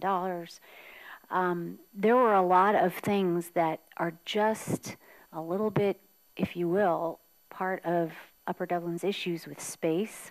We don't have space to just build a straight out building that we could do for, you know, whatever, 40 million, 50, 60 million. We have to deal with the properties we have, and so there's a lot more that has to be digested. We have to understand exactly what that's going to take. Our intention is, of course, to do it. I'm looking at these numbers as worst case scenario numbers, and I'm hopeful that we can come up with a plan that comes in lower. So this is about trying to keep it under control. The high school project was actually well managed and well run, and within the compartment that it was given of that 119 million plus. That's all we had to deal with, and we did a lot with it. So I think the Sandy Run project, because we can't just walk out of that building, sell that property, take those proceeds and put it into another building that we're going to put somewhere else, we have to deal with what we've got there. But I know we can hash out the details and get it to a reasonable place. And I do think the breezeway is a problem, and I always have thought the breezeway was a security problem. And I still think it is a security problem. Thank you. Dr. Resnick. Thank you. I have a couple of comments regarding community input, but I'm hoping you'll indulge me for about 5 minutes extra. This will be the last legislative meeting I will attend as a board member after 11 and a half years of service. I will be absent for the November meeting. I want to take this opportunity to thank the community for this wonderful opportunity which they afforded me. I want to recognize each board member with whom I have served for their incredible dedication and their unique and collective intellect and perspectives. I had 3 board presidents, Michael Paston, Joseph Chmielewski, and Art Levinowitz. All are Hall of Famers whose leadership was so valuable to me and the district. I have met and worked with dedicated and talented administrators, principals, teachers, and support staff. I have shaken the hands of thousands of students who have had opportunities in this district that many students elsewhere unfortunately have not. I want to thank our dedicated professionals and support staff for all they do and all that they have done for our students, district, and community. In particular, I want to thank Dr. Michael Plattis and Dr. Deborah Wheeler for their vision, leadership, and guidance, as well as their administrative assistants, Katie Braun and Brooke Evans, and business manager Brenda Bray, human resource director Tom Sigafus, Ken Roos, our council, and all members of the administrative cabinet. I want to thank my wife Nancy, who always encouraged me to attend another meeting. Why is that? I also want to acknowledge the many dedicated community members, many of whom we've heard tonight, serving on committees, PTOs, etc., and those who have critiqued and challenged and even at times complimented the board. Your comments were always taken into consideration. I wish the new board all the success in meeting old and new challenges it will face. I know this group will be up to it. Again, I thank everyone. As far as my comments regarding the community input, Dr. Ludwig gave a very comprehensive answer, I think, and Mrs. Good followed up. I think, one of the charges made by the committee was that there should be long-range planning, and I think in a very kind of gestaltish way, there has been long-range planning even from when I served on the task force in 2005. And that group identified the greatest need to be the high school, and that was addressed through the referendum process. And we knew at that time, and the board knew subsequently, that over time there would be debt fall off that would enable the district to address other more significant projects, and the middle school is such a project.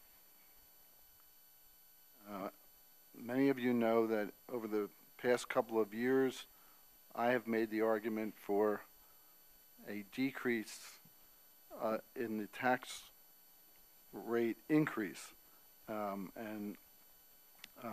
So you know where I have stood on the tax increases, and the board understands that too.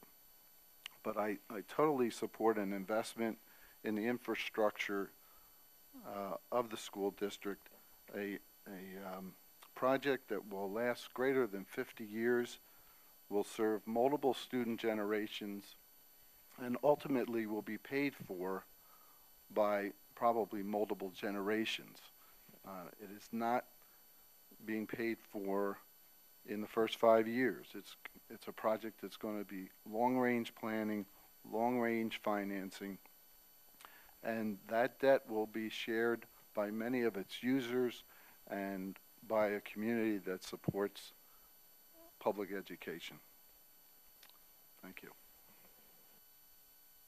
Thank you, Dr. Resnick. Ms. Hester? I know Ms. Good had answered Mr. Petrusky's question, but that is certainly true that a realignment issue had already been addressed. I also wanted to state that someone said that facilities were not an issue. And it may not have been an issue 20 or 30 years ago, but things changed, and the way that we teach our students has changed. And if we want to prepare our students to compete locally, nationally, internationally, then we need to provide a facility that would allow them to actually achieve their best. And I know that someone said something about the children like the breezeway. And maybe some children do, maybe some children don't.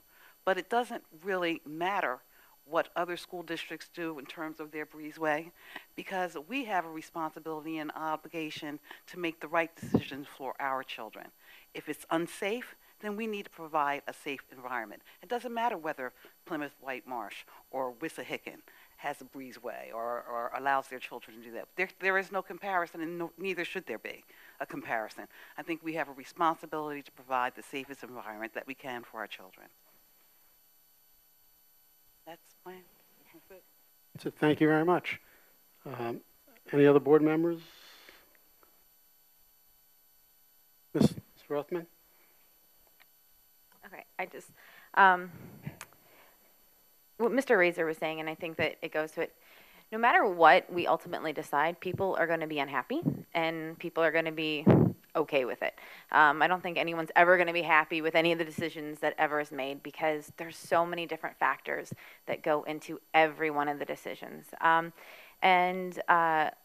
Luckily, you know, we don't have to make any big decisions tonight or even in the next meeting. I think that the pathway we're on, and I think that, you know, that was the most aggressive time frame that could be given. And I don't think necessarily that is the time frame we're going to use, but I think that that just kind of explains to everyone what the possibilities even are at this point.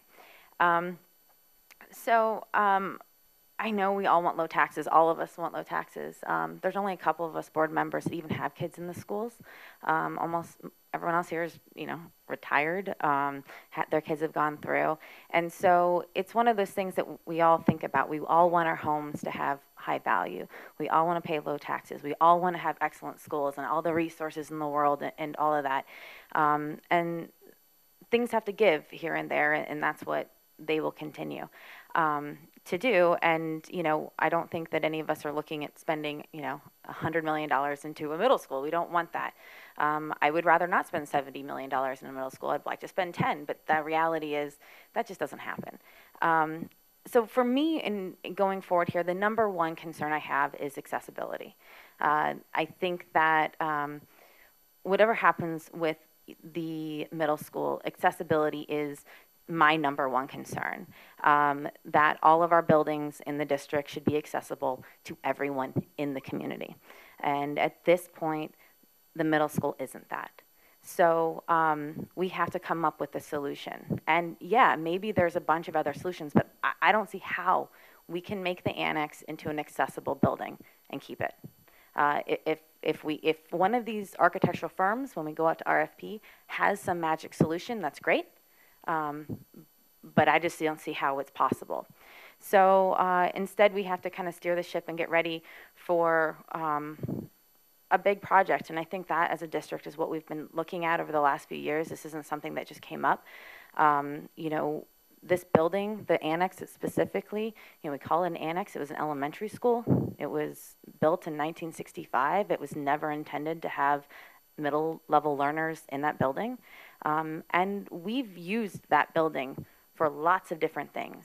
It was the public library for about 15 years. It held one of Temple's programs was there for a while. It was administrative offices. It was a daycare center. It's been all sorts of different things. We have used that building as much as we possibly could for 50 years. And at some point, we have to make it, we realize it doesn't work. And so we've done it. We've done what we can with it. So I think that, you know, from here we have to decide, you know, what our priorities are. And I'm always going to come down on the side of accessibility. We have to make sure that our community members can use that building. So I pledge to be very conscious of how much any building or any project will cost, because like all of us, taxes are important. And at the same time, these buildings are really important because it doesn't just affect my kids, it's going to affect my kids' kids if they choose to stay in Upper Dublin. So we have to think about not just the short term, but the long term. I think the capital improvements plan is necessary. I think that we can't just look at something 5 years, that we need to think about, okay, well, how long has Maple Glen been around? What kind of things are we going to need to do there? And obviously all the elementary schools, and what's going to happen with the high school too. I think that is all part of it. But the most pressing need is the middle school. We've put up with it for a very long time, and that's what has to give at this point. Thank you, Ms. Rothman. Ms. Serrato.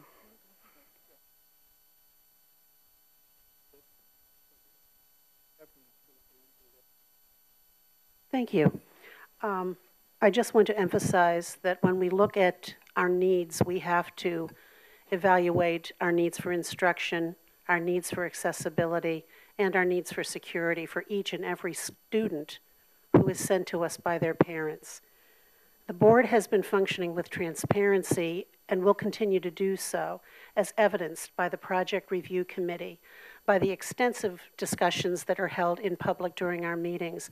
And I would urge those of you, particularly those of you who are new tonight, this is the first meeting you've attended, mark your calendars for upcoming legislative meetings, for operations committee meetings, for finance committee meetings, where each and every one of these issues will continue to be discussed in great depth. So thank you all for your participation. I urge you to continue to participate. Mr. Serrato. A couple things on just community input that prompted a thought, and then I want to close with a little thought about the process we're just concluding here. Mr. Petrusky correctly pointed out that that it's the people that do the job. The people are the important thing, and it seems to me, in order to get the most out of those people, you have to provide them the tools to do their job, and that's something we have to consider too. We always say it's about the students, it's about their success, and that's absolutely true, but a lot of that student success comes from the process we have for education. and part of the process for education is facilities. So facilities do matter. We need to provide our teachers with the best tools we can provide them with in order to get the best results out of our students. That doesn't automatically mean build a new building, but it is something to consider that it isn't, the way you get the best out of the students includes the teachers. So we need to provide them with the tools, and I'll also say that I think an updated building, whether that's renovated or new, will also help us attract and retain the best teachers. So nobody really, just like I've forgotten who it was, someone who spoke in community input talked about walking into Jarrett-Town with it and being dismayed by the lack of air conditioning or whatever it is. You know, if you're a teacher looking for a job and you walk into Sandy Run and it just feels dingy or old or like you're not going to be able to do your job, well, that's going to matter. And maybe you'll choose another district, or maybe you won't do as great a job. So the facilities do matter. I think it's too simplistic to say that it's just the teachers and the facilities don't matter. They clearly do. Let's see. Ms. Kuznets asked back in 2006 if we knew that both buildings were in similar shape and needed attention. Why didn't we do both in a more modest fashion instead of doing one and then waiting several years to do another? I don't know. I wasn't there in 2006. I mean, I lived in the community, but I was not part of the process.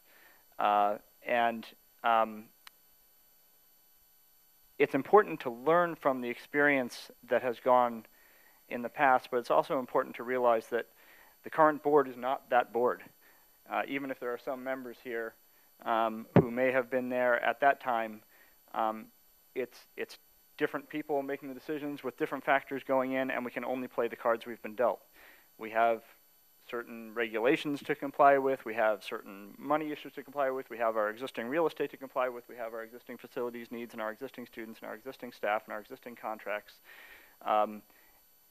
We have a framework in which we have to operate, and we can't go relitigate decisions that were made in 2006. We can learn from them, but this is 2017, and this is where we are. So we have a process that we're going through. It's a long process. It's already been a long process. When I joined the board in 2013, it was already sort of a part of the consciousness of the board that we had a big facilities project coming at some point. We didn't know what it would be. We only knew it would be expensive. And so the decision was made starting, I think, in 2015 to start setting money aside and make real plans in the budget to accommodate it. We still didn't know what it would be, but it was going to be expensive. The process goes on. We're in the middle of a process. We're not making decisions tonight. We've laid out a framework to give us more information to make those decisions, and I just would encourage everyone to let that process happen. The board, I think, speaking for myself, one of the things that gets hammered home when you're a board member is you have to be open-minded about the possibilities and take all the information into account. And we don't yet have all the information. We have a lot. I certainly sympathize with, I think it was it Mr. Fryer who said, you know, we should just make a decision. We could talk about this forever. That's always the case. But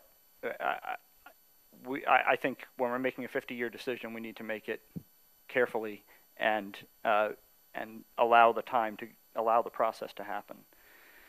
So I haven't made a decision yet because I'm open-minded, and I know we're talking about going through an RFP process that will give us more information and maybe more possibilities, including the one that Mrs. Brister suggested, which was, you know, paraphrasing, a smaller approach to just replace the annex and keep the 7 and 8 building.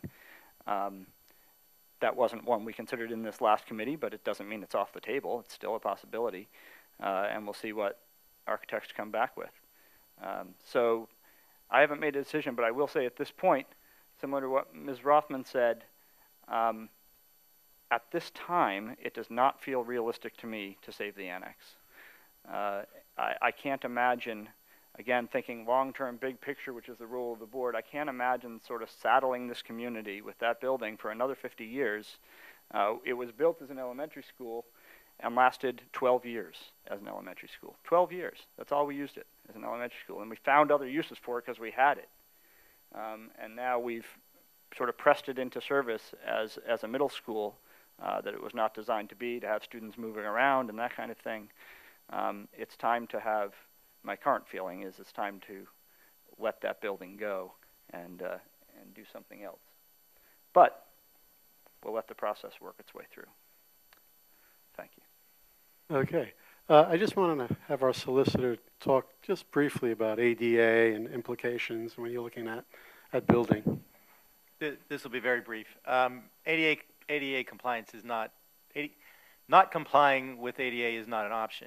Whatever the decision gets made has to be, if you decide to renovate the annex, you're going to you may have to rebuild it. That you're just going to have to get a design professional to see if there's any realistic way that could actually be renovated to be ADA accessible. And it's something that, it may not be an option. It may not be a legal option to renovate it.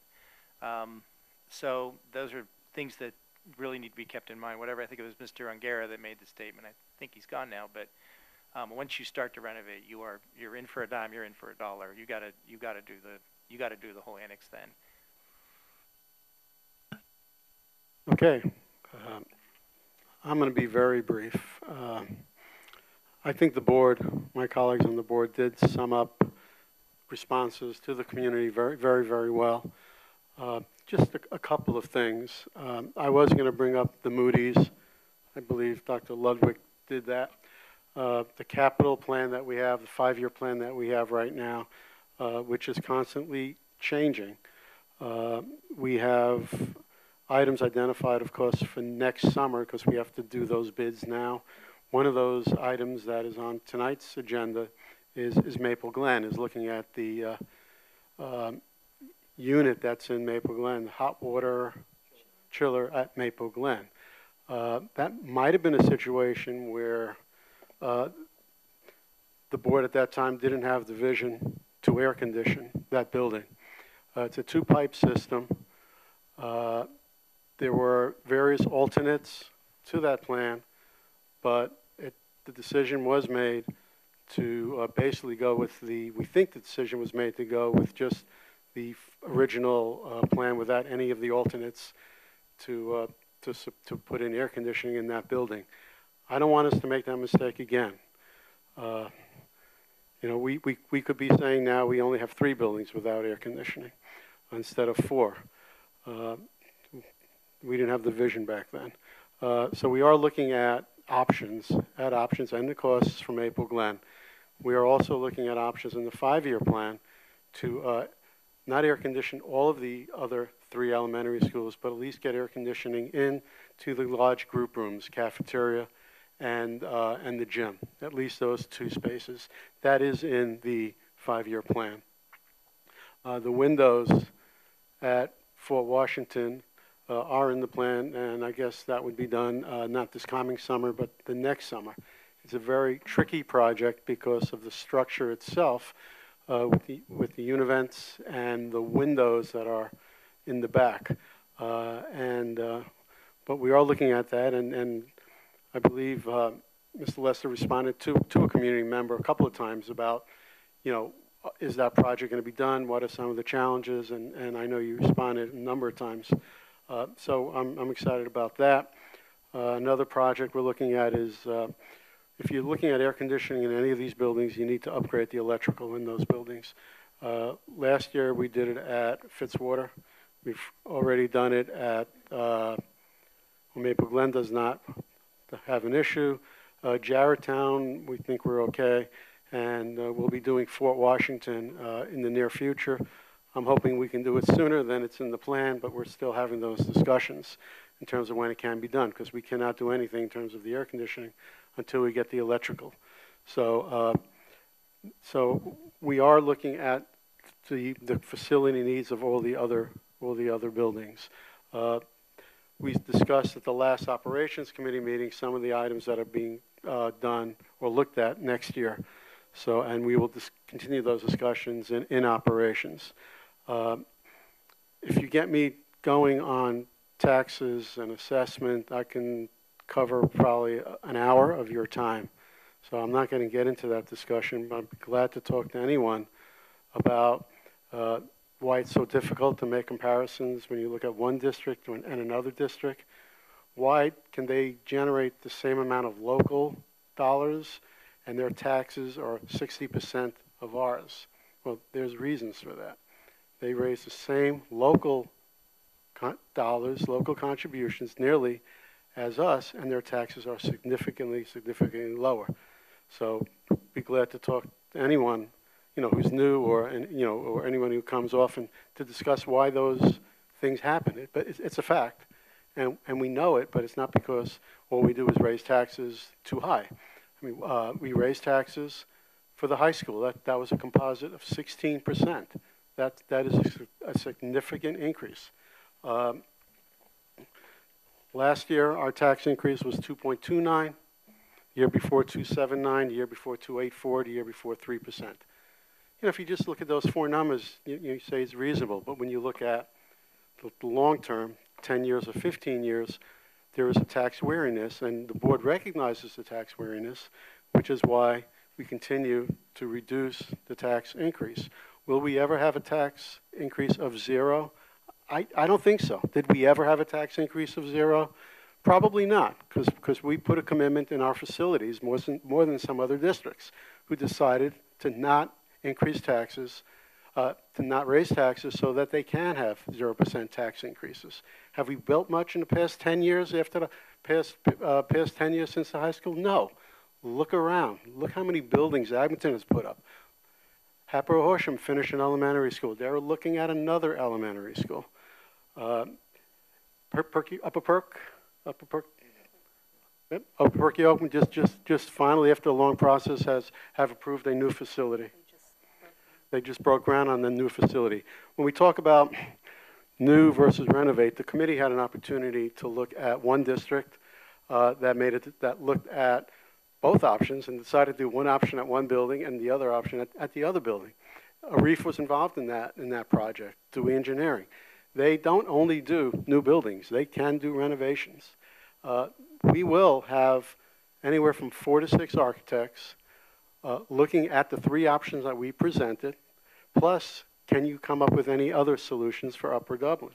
So we're looking at all these options. They will be verifying the costs of the options, and then there'll be a long process. We're not rushing into this. There will be a long process when we will decide what's best for Upper Dublin. Okay, that was short for me. Thank you. Okay, we are going to move on.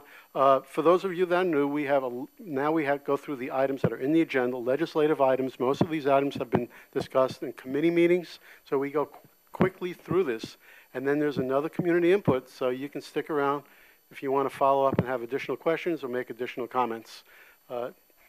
Normally this does not take too long because it's the business of the board, and we've already looked at most of these items in committees. So first item is Ms. Evans. Do we have any announcements or communications? We do not tonight. Okay, do we have some minutes to approve? Yes, at this time, I would like to ask the board for a motion to approve August 21st legislative meeting minutes, August 28th policy committee meeting minutes, the September 5th education committee meeting minutes, and September 11th legislative meeting minutes. Okay, we have 4 sets of minutes. May I have a motion, please? Ms. Good, second? Ms. Hester, comments or questions? I have to make a comment. A couple of years ago, we got a lot of criticism from the community in terms of how long it takes for us to post minutes. We did not forget, but if you look at this, last month's legislative meeting is already available. The minutes are. Not only that is we have our own YouTube channel, and all of our meetings are available quickly. We have a glitch on one meeting, but most of our meetings, all of our meetings are recorded and available within days, week? On YouTube, about 48 hours, 48 I would hours. say. A couple of days. Okay. So this was a comment that we would get quite often, that it took too long to get the minutes on. So we had a second. All those in favor of the 4 items on their minutes, please say aye. Aye. Aye. Anyone opposed? Okay, we are now at the Education Committee recommendations. Dr. Ludwig? We have 1, 2, 3, 4, 5, 6, 7 motions and 1 information item. The first one about enrollment is an information item. About half these we discussed in the Education Committee, so I'm going to take them in different groups.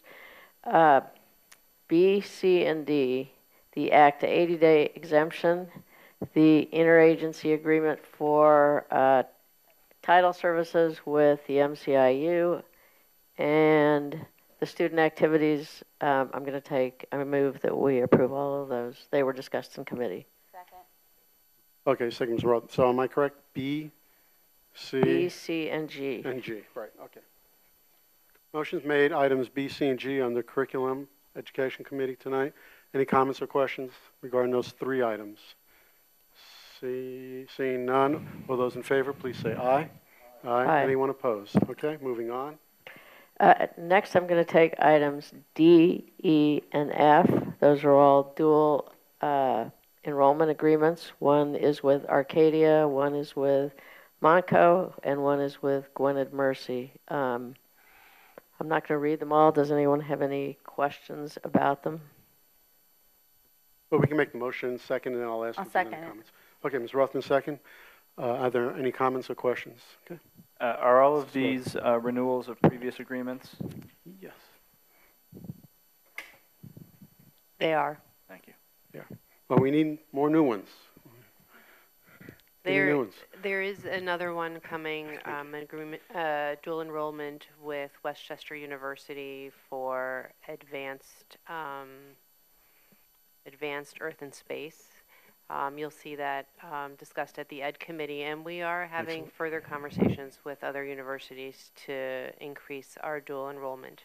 Right, I think it's a wonderful opportunity. I know even at Eastern Eastern Center for Arts and Technology, our career and technical school, there's numerous options for our students to receive dual enrollment at Monco or some other institutions. So anything we can do with dual enrollment, I think, is wonderful. We had a first, we had a second. I see no other comments or questions. These are items D, E, and F. All those in favor, please say aye. Aye. Anyone opposed? Okay. The final motion is H, which is conferences, and we discussed about half of them at our Education Committee meeting, but there are a number of new ones. I move that we accept these. Okay, these are the conferences. Is there a second? Second. Second, Ms. Rothman. Comments or questions? Seeing none, all those in favor of the conference list for tonight, please say aye. Aye. Anyone opposed? Thank you. Moving on, there are technology. I don't see any motions tonight. We move on to pupil services recommendations. Sure, there's 2 Dr. motions. Kim. We'll take them A and B together. The first is A, to approve a service agreement with MCIU to provide online educational services for special education students. The amount of $4,995 per student, not to exceed $10,000 for the 2017-18 school year. And the second is to approve the 5 educational agreements as listed. Okay. Second? Dr. Ludwig, second. Any comments or questions on the 2 items under pupil services tonight? Okay. Seeing none, all those in favor, please say aye. Aye. Anyone opposed? Okay, moving on to operations. Mr. Chmielewski.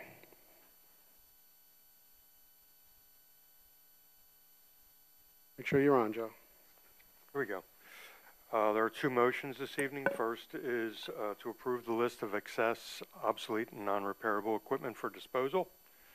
I'll move approval on that. And the second item is to approve a contract with DJ Ravelli, Incorporated, in the amount of $15,000 to review and make recommendations for replacements and upgrades to the failing cooling tower at Maple Glen Elementary School. Move approval on that. Okay, is there a second? Mr. Schroeder's a second. Comments or questions? I just would like to add, Mr. Lester, can you just give us timelines on this if we know them?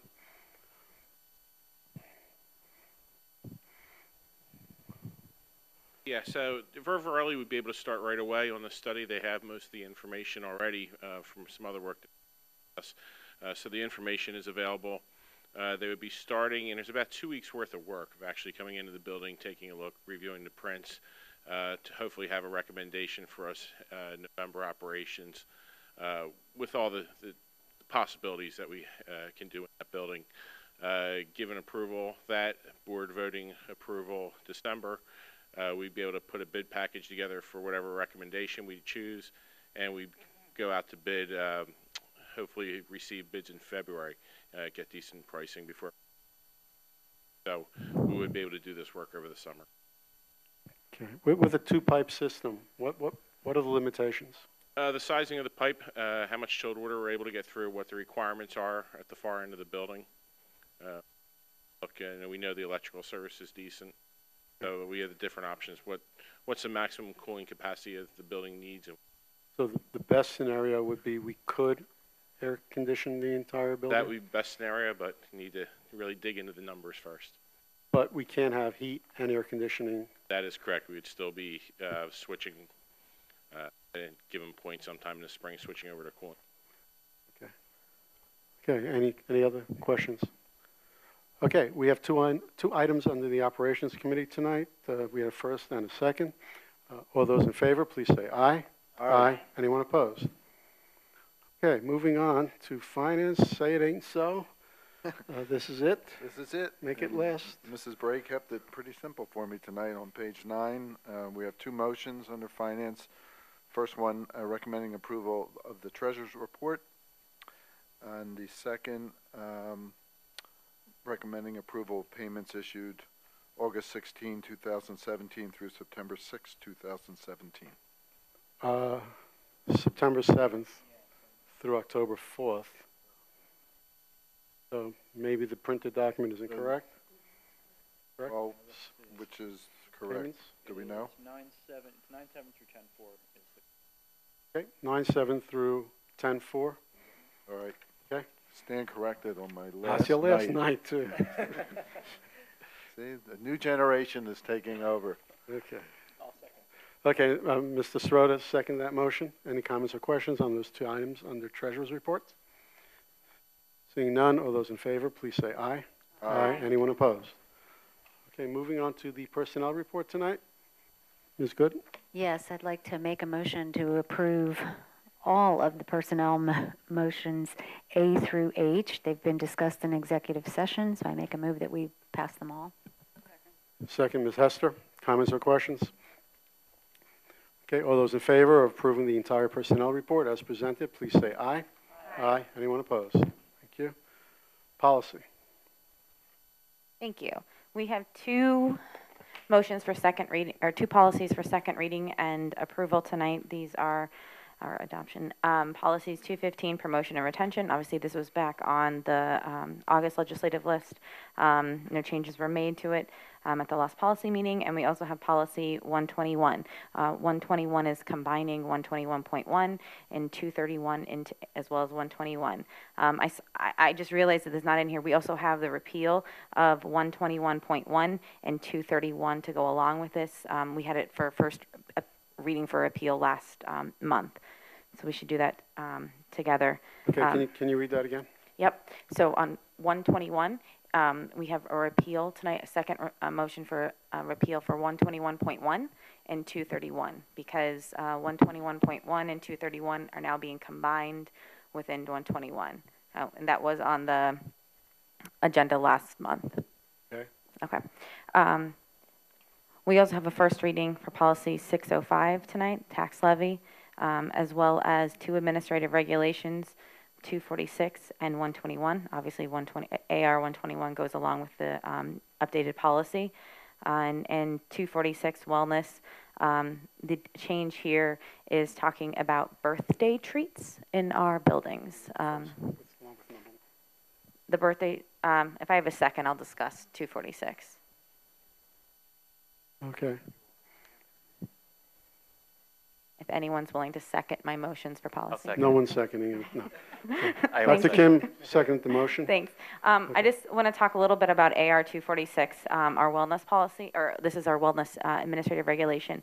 One of the changes that we're suggesting tonight as a policy committee is how we treat birthdays, specifically having birthday celebrations in the classroom. We're talking essentially elementary school kids. Would remain. The change would be that celebration does not include a food item. This year, we have had a suggestion to the elementary school teachers to promote a non-food-based item.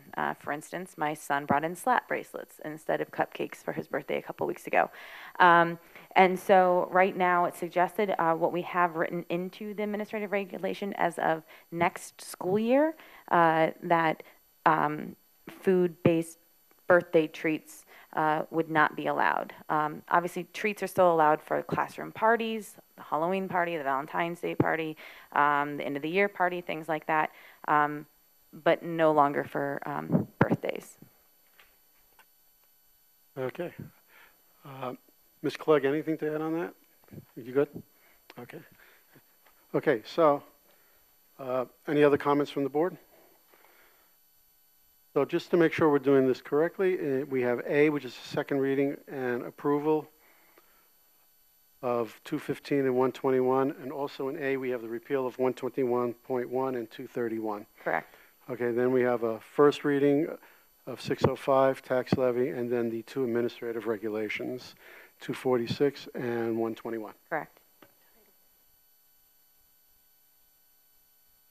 Okay, the title of the AR 121, Ms. Clegg, is, I'm not sure if you can check it out, is guidelines for student travel. It should be field trips. I believe it should be.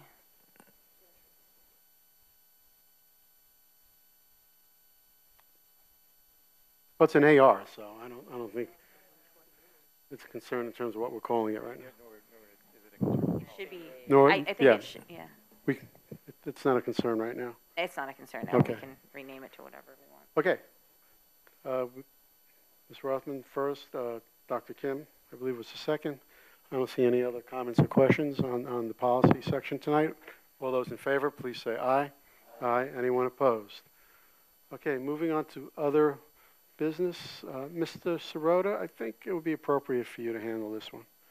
Thank you. I would like to move that the board accept the Sandy Run Middle School Project Review Committee recommendation for a future Sandy Run Middle School Facilities project. Second, Mr. Chmielewski.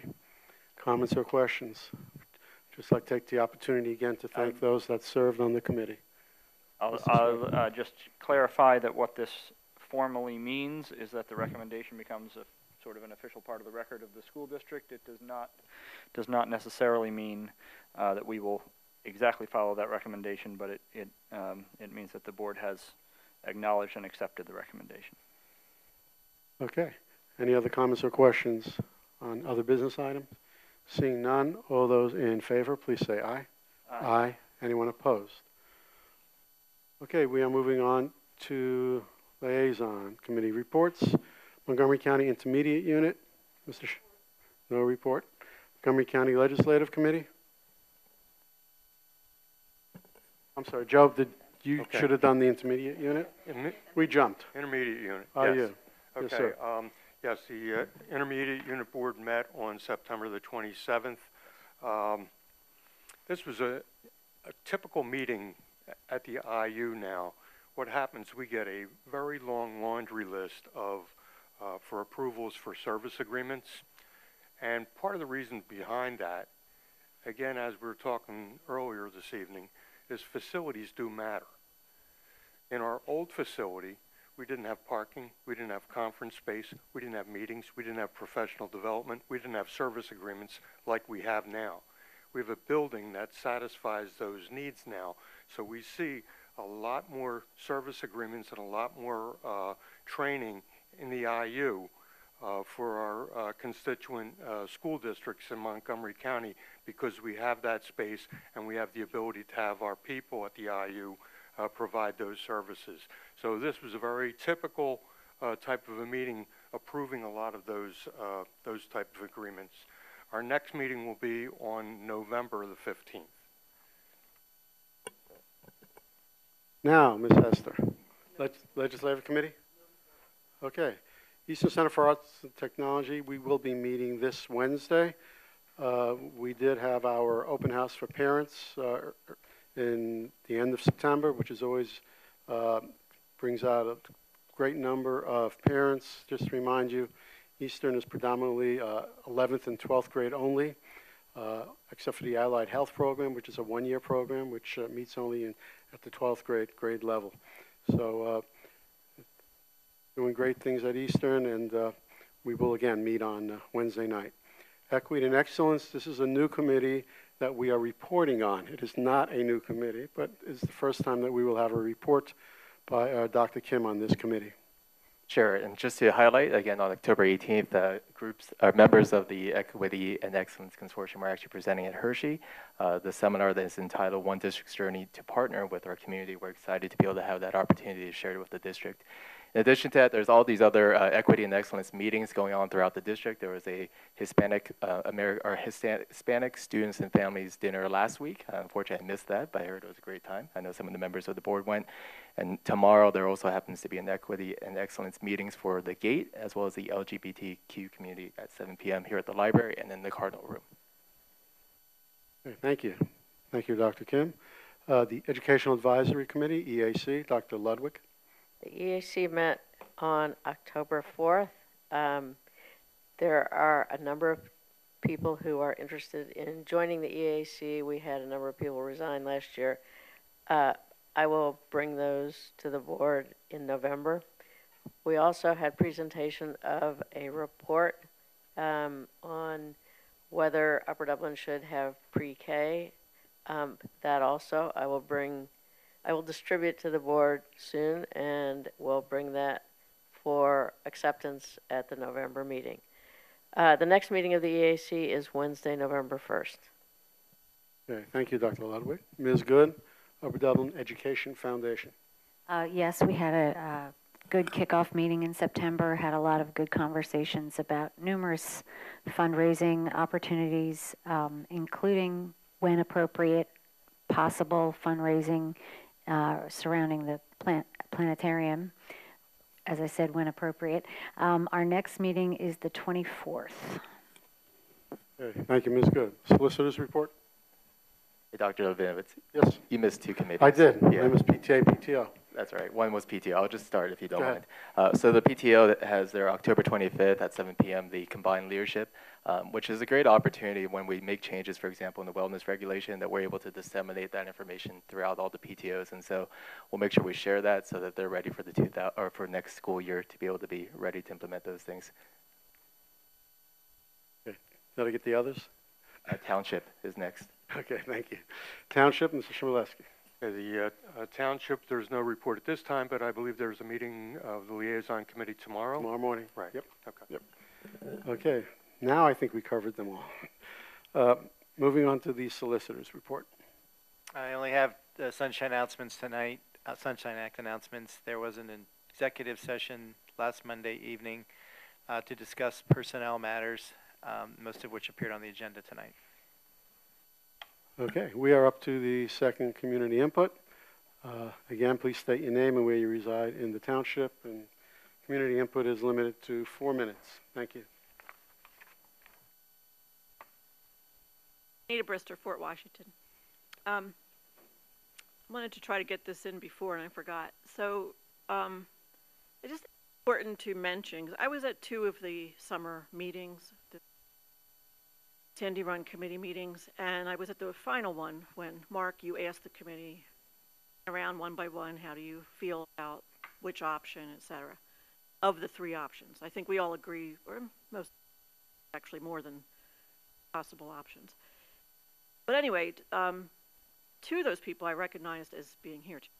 One of them is Greg, and he did an excellent job of speaking for himself. But I just wanted to mention, it wasn't just Ginny. Ginny took a heck of a lot of time to really study everything and write up a dissent and speak at it at several meetings. I, for one, really appreciate, because I think it's very important. I think even Joan said this, that it's good to look at all the issues, and hopefully you come to a better decision by doing that, not just skirting those issues and looking at one side.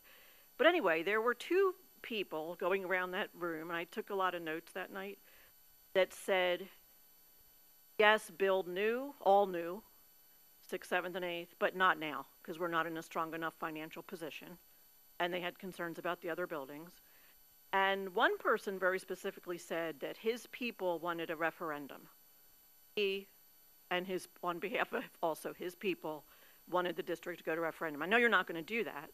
You have your reasons for not wanting to do that, but I just wanted to point that out because maybe Ginny's too humble to say, but some, you know, there's times when you're kind of making it like, Ginny's the dissenter, and you did kind of say, Mark, I guess I am addressing this to you a little bit, that there was a consensus except for the one dissenter.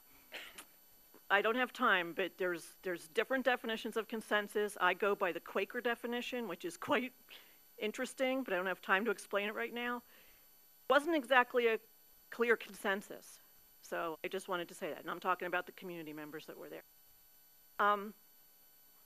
Art, I just do have to comment. I know you're willing to talk to people, but I just wanted to say about the taxes, because I don't know if you just were rushing it, but you kind of said our taxes aren't that high. Art, they're high. Please, I'll give you the information from the Inquirer. They're high.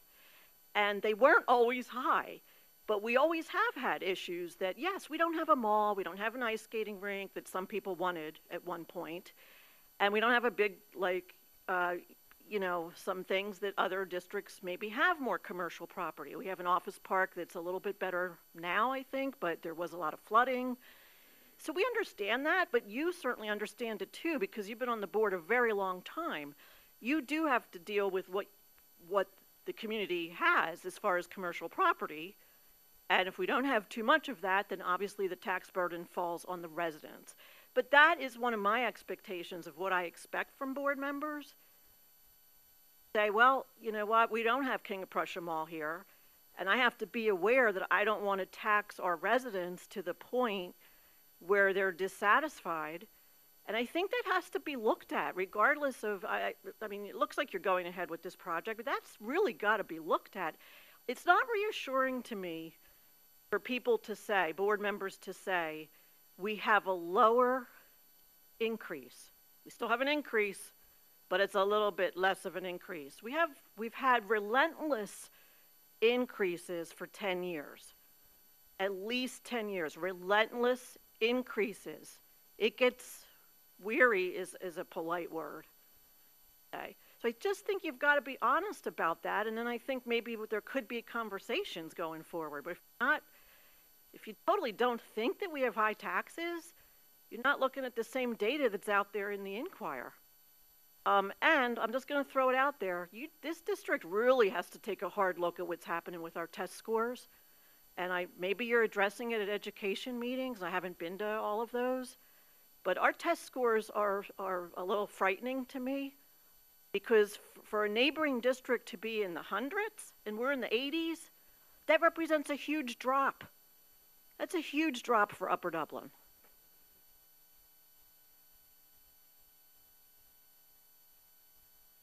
Hello, Greg Grazer, Willow Grove. I noticed in going back to the Sandy Run discussion and looking at the time frame that was put out, it wasn't the time frame that bothered me as going out for RFPs, which in my business means that there have already been a lot of decisions made. I did talk to one engineering graph with the 3 red, yellow bars. Well, those were decisions by one engineering, what could be done, and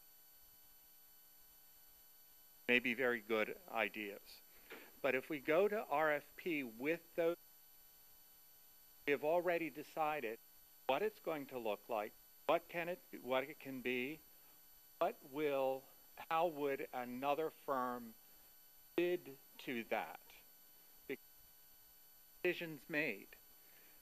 It would be good now, while we have the ideas out there, to go to another engineering firm to look at this plan, idea, and get a rating from them.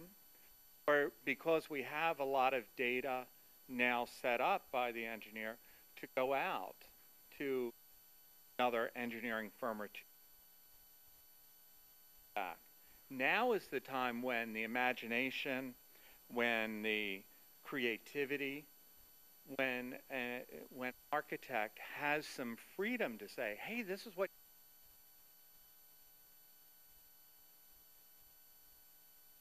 make those changes. If going out to RFP at whatever time, wait a year, whatever, whenever that's done, RFP decisions are, and I don't have the opportunity to reach that $70 million, a different number, even though we say, well, here are the, and whatever other ideas you have. So I would encourage you to get another engineer to at least look at what we've already created. A couple engineers to look for.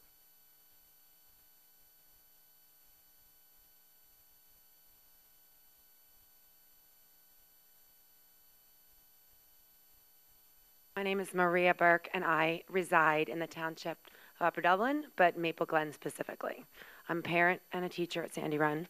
I just want to applaud the board on moving and getting things going. We've been talking about this for a long time, and I'm very thankful that we have a vision and a future for something that I see. I live at Sandy Run more than I live at home, and it's a need. It's a drastic need. We are wasting money on a building that is not in shape. It's not going to meet the needs of our students. We are spending money on initiatives and professional development for teaching that I've never seen before. And I don't mean lots of money, I just mean different kinds of teaching are going on. And so I'm thankful for the board's agreement and approving things that make my teaching world best for kids. I've learned how to teach differently and do things that are best practice. I'm excited for my children in my classroom and my own children in Upper Dublin that I have to be in such an environment where professional learning is that valued and the buildings themselves do matter. I said recently that, 10 years ago, if you had asked me if the building mattered, I would have said that I grew up in a town in Ohio half of my life in a decrepit building, and I did just fine. But it matters to me now because the teaching is different and the students are different. So I'm invested in moving Upper Dublin in the direction that's best for kids. That direction is a long-term solution to a long-term issue. We need to advance our buildings to match the advancements in education practice. Just like our understanding of, forgive the metaphor, I'm an English teacher. Just as our understanding of medicine and medical care and medicines has evolved and doctors are no longer practicing the same way that they did in the 1900s and before, or even in the 1970s, so have our teaching practices, environments, and needs. In most places, as understandings shift, physical structures shift as well. In education, the same needs to happen. How can we not put the sound understanding that we know into practice when it comes to educating our kids? I used to think walls didn't matter, as I already mentioned, but it does. So these are my main highlights to you. Best practice is not best structure for that practice right now. If we change the way the building is structured, right, instead of just patching it up, not only will we probably save money in the long term, but the way that I teach will change and will continue to teach kids whose jobs don't exist today. Collaborative spaces and collaborative learning. I'm on the I-Team committee where we're talking about integrated learning and changing our practice. Today's learners are very different than they were back in the day. Our classrooms have not changed and our kids have. So bigger spaces, different learning needs are in my classroom than I ever expected. That's beyond, I don't even care about the air conditioning. I have the hottest room at Sandy Run. I just want a better place where I can really teach kids and collaborate.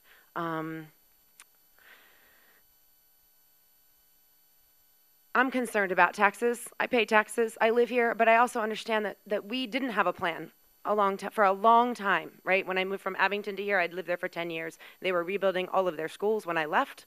I didn't know why I was leaving, except that I needed to be here because this is where my heart is. And so I'm here and I'm invested in the future, whether my kids benefit from that or not. The ones that I own, not the ones that I teach. Why Sandy Run Middle School? I said this before, everyone comes to Sandy Run Middle School. It will impact every kid that goes through instead of one elementary school. And yes, we have a bigger need that you are looking at, and I'm thankful for the future of that. But Sandy Run is a long-term plan, and it needs to happen now so we stop wasting money on roofs that leak all the time. And then finally, of course, there's the structure issue that you spoke to. It's not safe. It's not ADA compliant. I mean, you have to go downstairs to go to bathrooms that kids can't go downstairs to. You have elevators that don't work in the annex. So I wish you all the luck as you plan and figure out if the annex is viable. Good luck. Thank you. Thank you, Ms. Burke. Hi, I'm Bill Swan, Glenside. I'm going to dovetail a little bit on what I said earlier, but also in regards to the new Sandy Run. An opportunity like going to see an eclipse or anything like that it would be very good in the continuing Sandy Run or a new Sandy Run or whatever to keep and maintain a planetarium. We currently have the agreement with Arcadia where they use it. I'm sure that you can find out other ways of perhaps turning the planetarium into a profit center. Lots of districts have built a lot of new buildings lately. None of them have a planetarium. It was Dr. Plattis who said a number of years ago, we're the only district left in the county, but perhaps eastern Pennsylvania, that has one. We have an astrophysicist on staff. It'd be great to to have them all fit together. You have the current agreement with Arcadia. Also, I noticed on page 5 of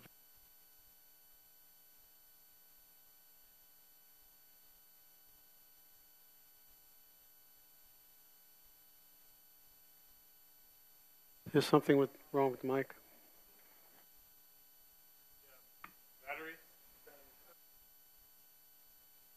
We don't have the ever ready. The meeting is officially over. Batteries time out. We need those. Way of saying, just acknowledge Just use Tom's. Mr. Sigafus, can you somehow situate your mic? We don't have the ever ready bunny here. Thank you. Very, very quickly regarding the dual enrollment at Monco. I just paid $193 for the 3 credits. Who do I see to get my refund? That was it. Thanks.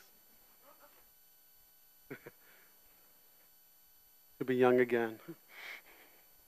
Hi, Phelps Labrador again. I just wanted to say thank you for the whole board. I think it's a pretty thankless job that you all have, so good job. Thank you for doing what you're doing, and I appreciate it. Thanks for answering my questions and clarifying. Appreciate that very much. If the new school is going to be built, I'm just saying if, whatever you decide, then I very much hope, Mr. Sirota and Mrs. Good, that you can go ahead and find that funding for the new planetarium. I very much hope. My daughter just today was telling me about the phases of the moon that she saw in the sky and how important it was to her in first grade, so thank you. Thank you. I'm laughing at the irony that the battery ran out in our new building. I just want to clarify something. At Wissahickon, we know very well that they have 23 square miles and businesses, blah, blah, blah. We know our taxes are going to be higher relatively to there. We get their budget actually is less than ours, and they actually have about 400 more students than us. So you mentioned the elementary schools being renovated, and I want to know with what money, since we barely have the money. I don't think we have the money to do the $70 million.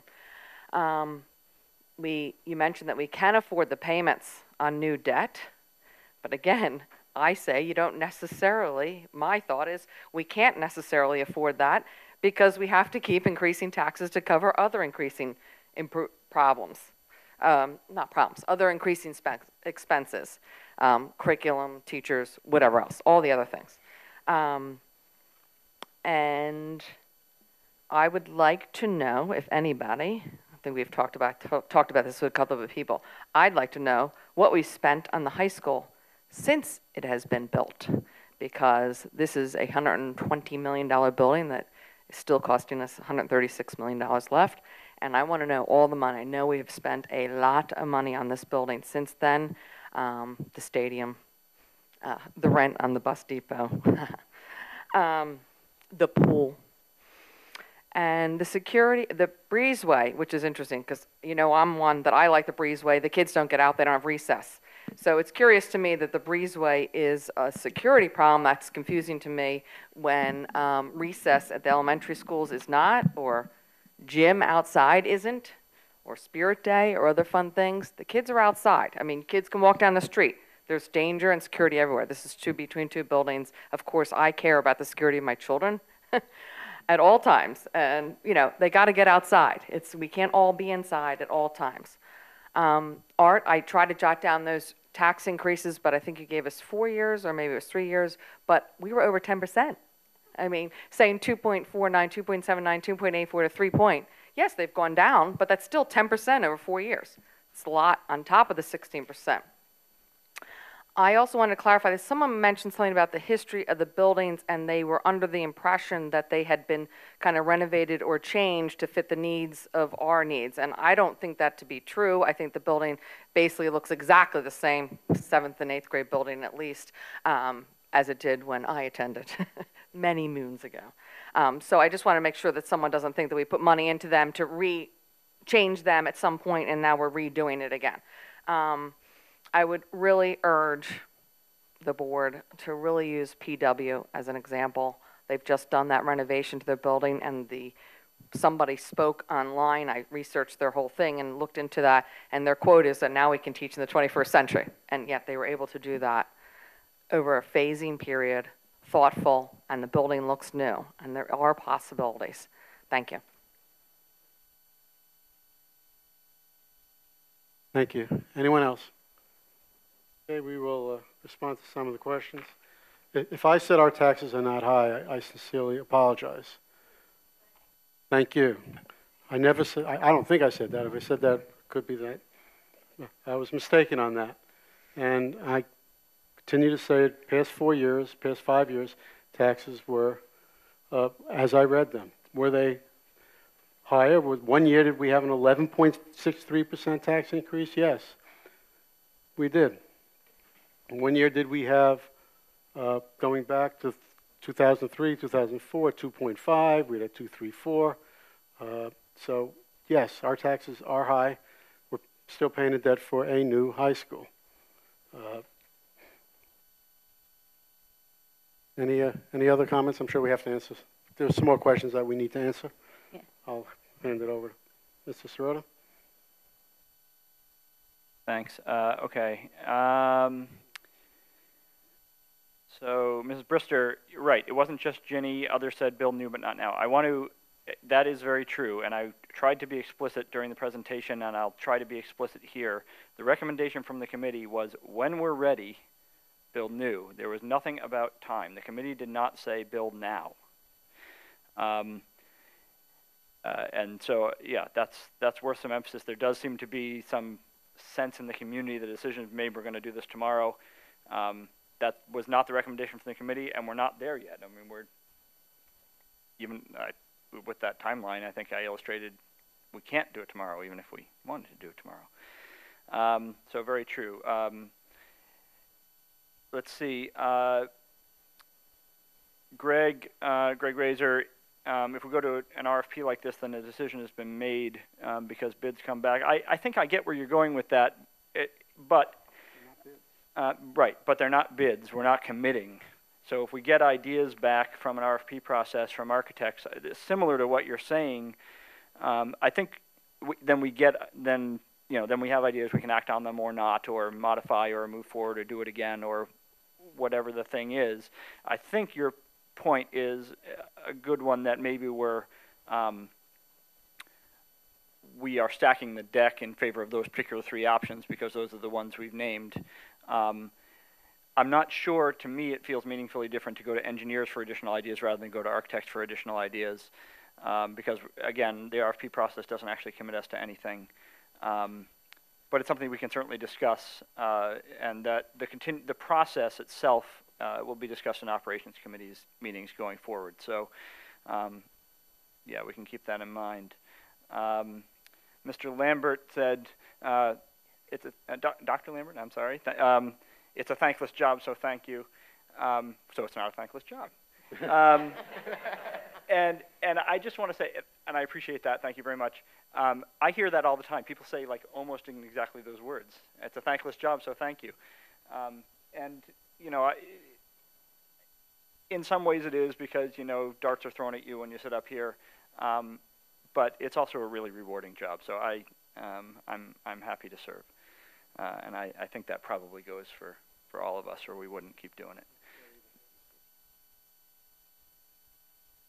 Yeah. Okay. Let's see. 10% over the last 4 years. Ginny said 10%. You know, added up Art's numbers and got roughly 10% over the last 4 years is a lot.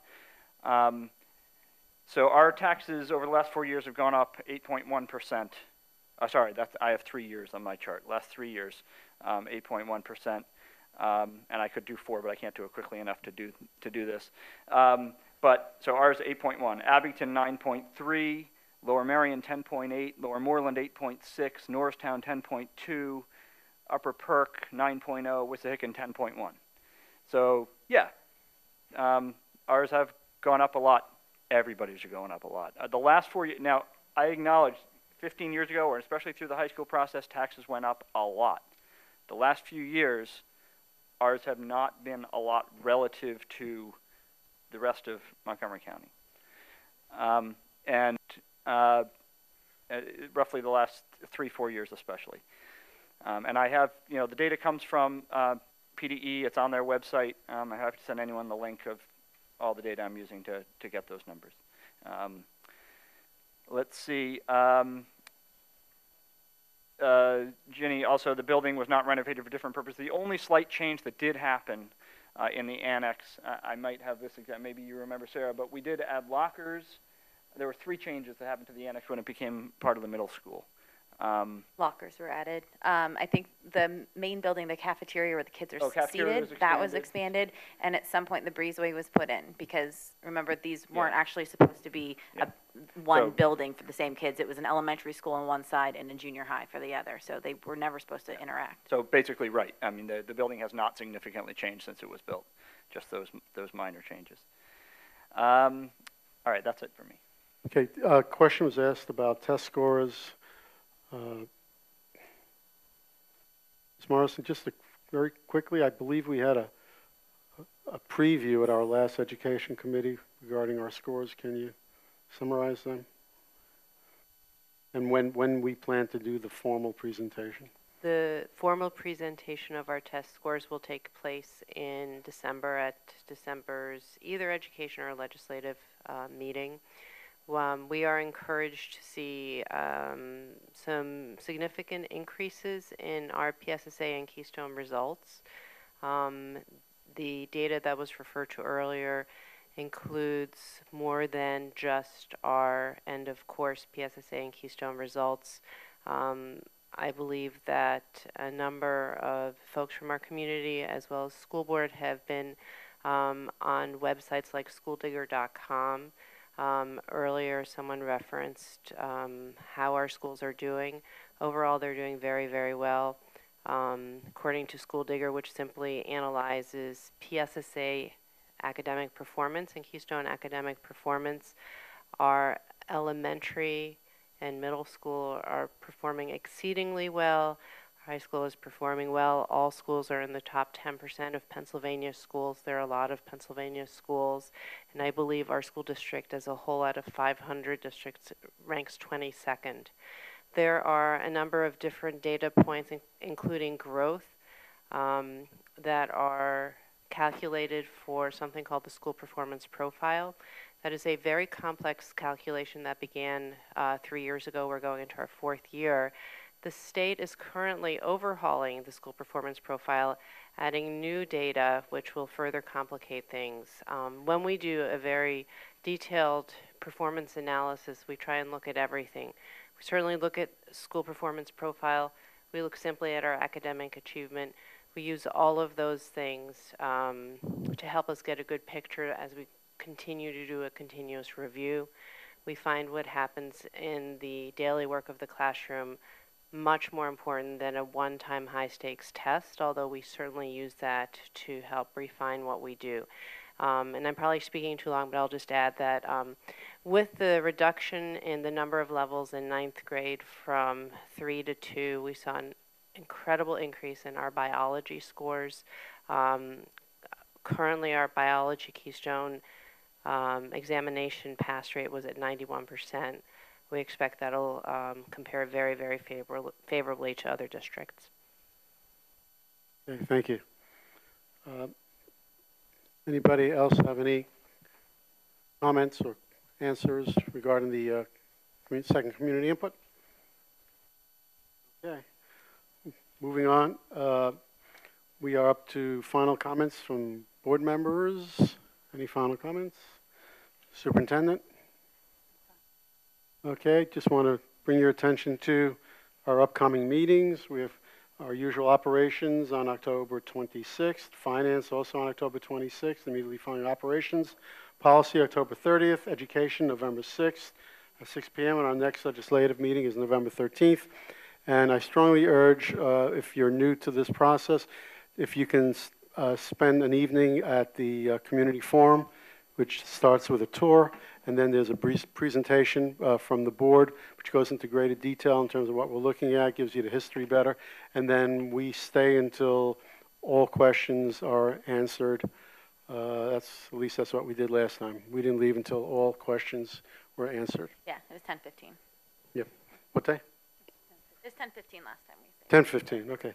So that's October 16th. I know there's a conflict that night with the fire expos, but we have another one in November, and we'll be looking at additional dates. But please, if you're not sure about what's going on, come and see the building and hear the presentation, ask additional questions. Seeing nothing else, a motion to adjourn. Mr. Shimolevsky. Dr. Resnick, would you move to adjourn? Move to adjourn. Is there a second? Second. Second. Okay, all those in favor, say aye. Aye. Okay, thank you very much. Meeting's adjourned.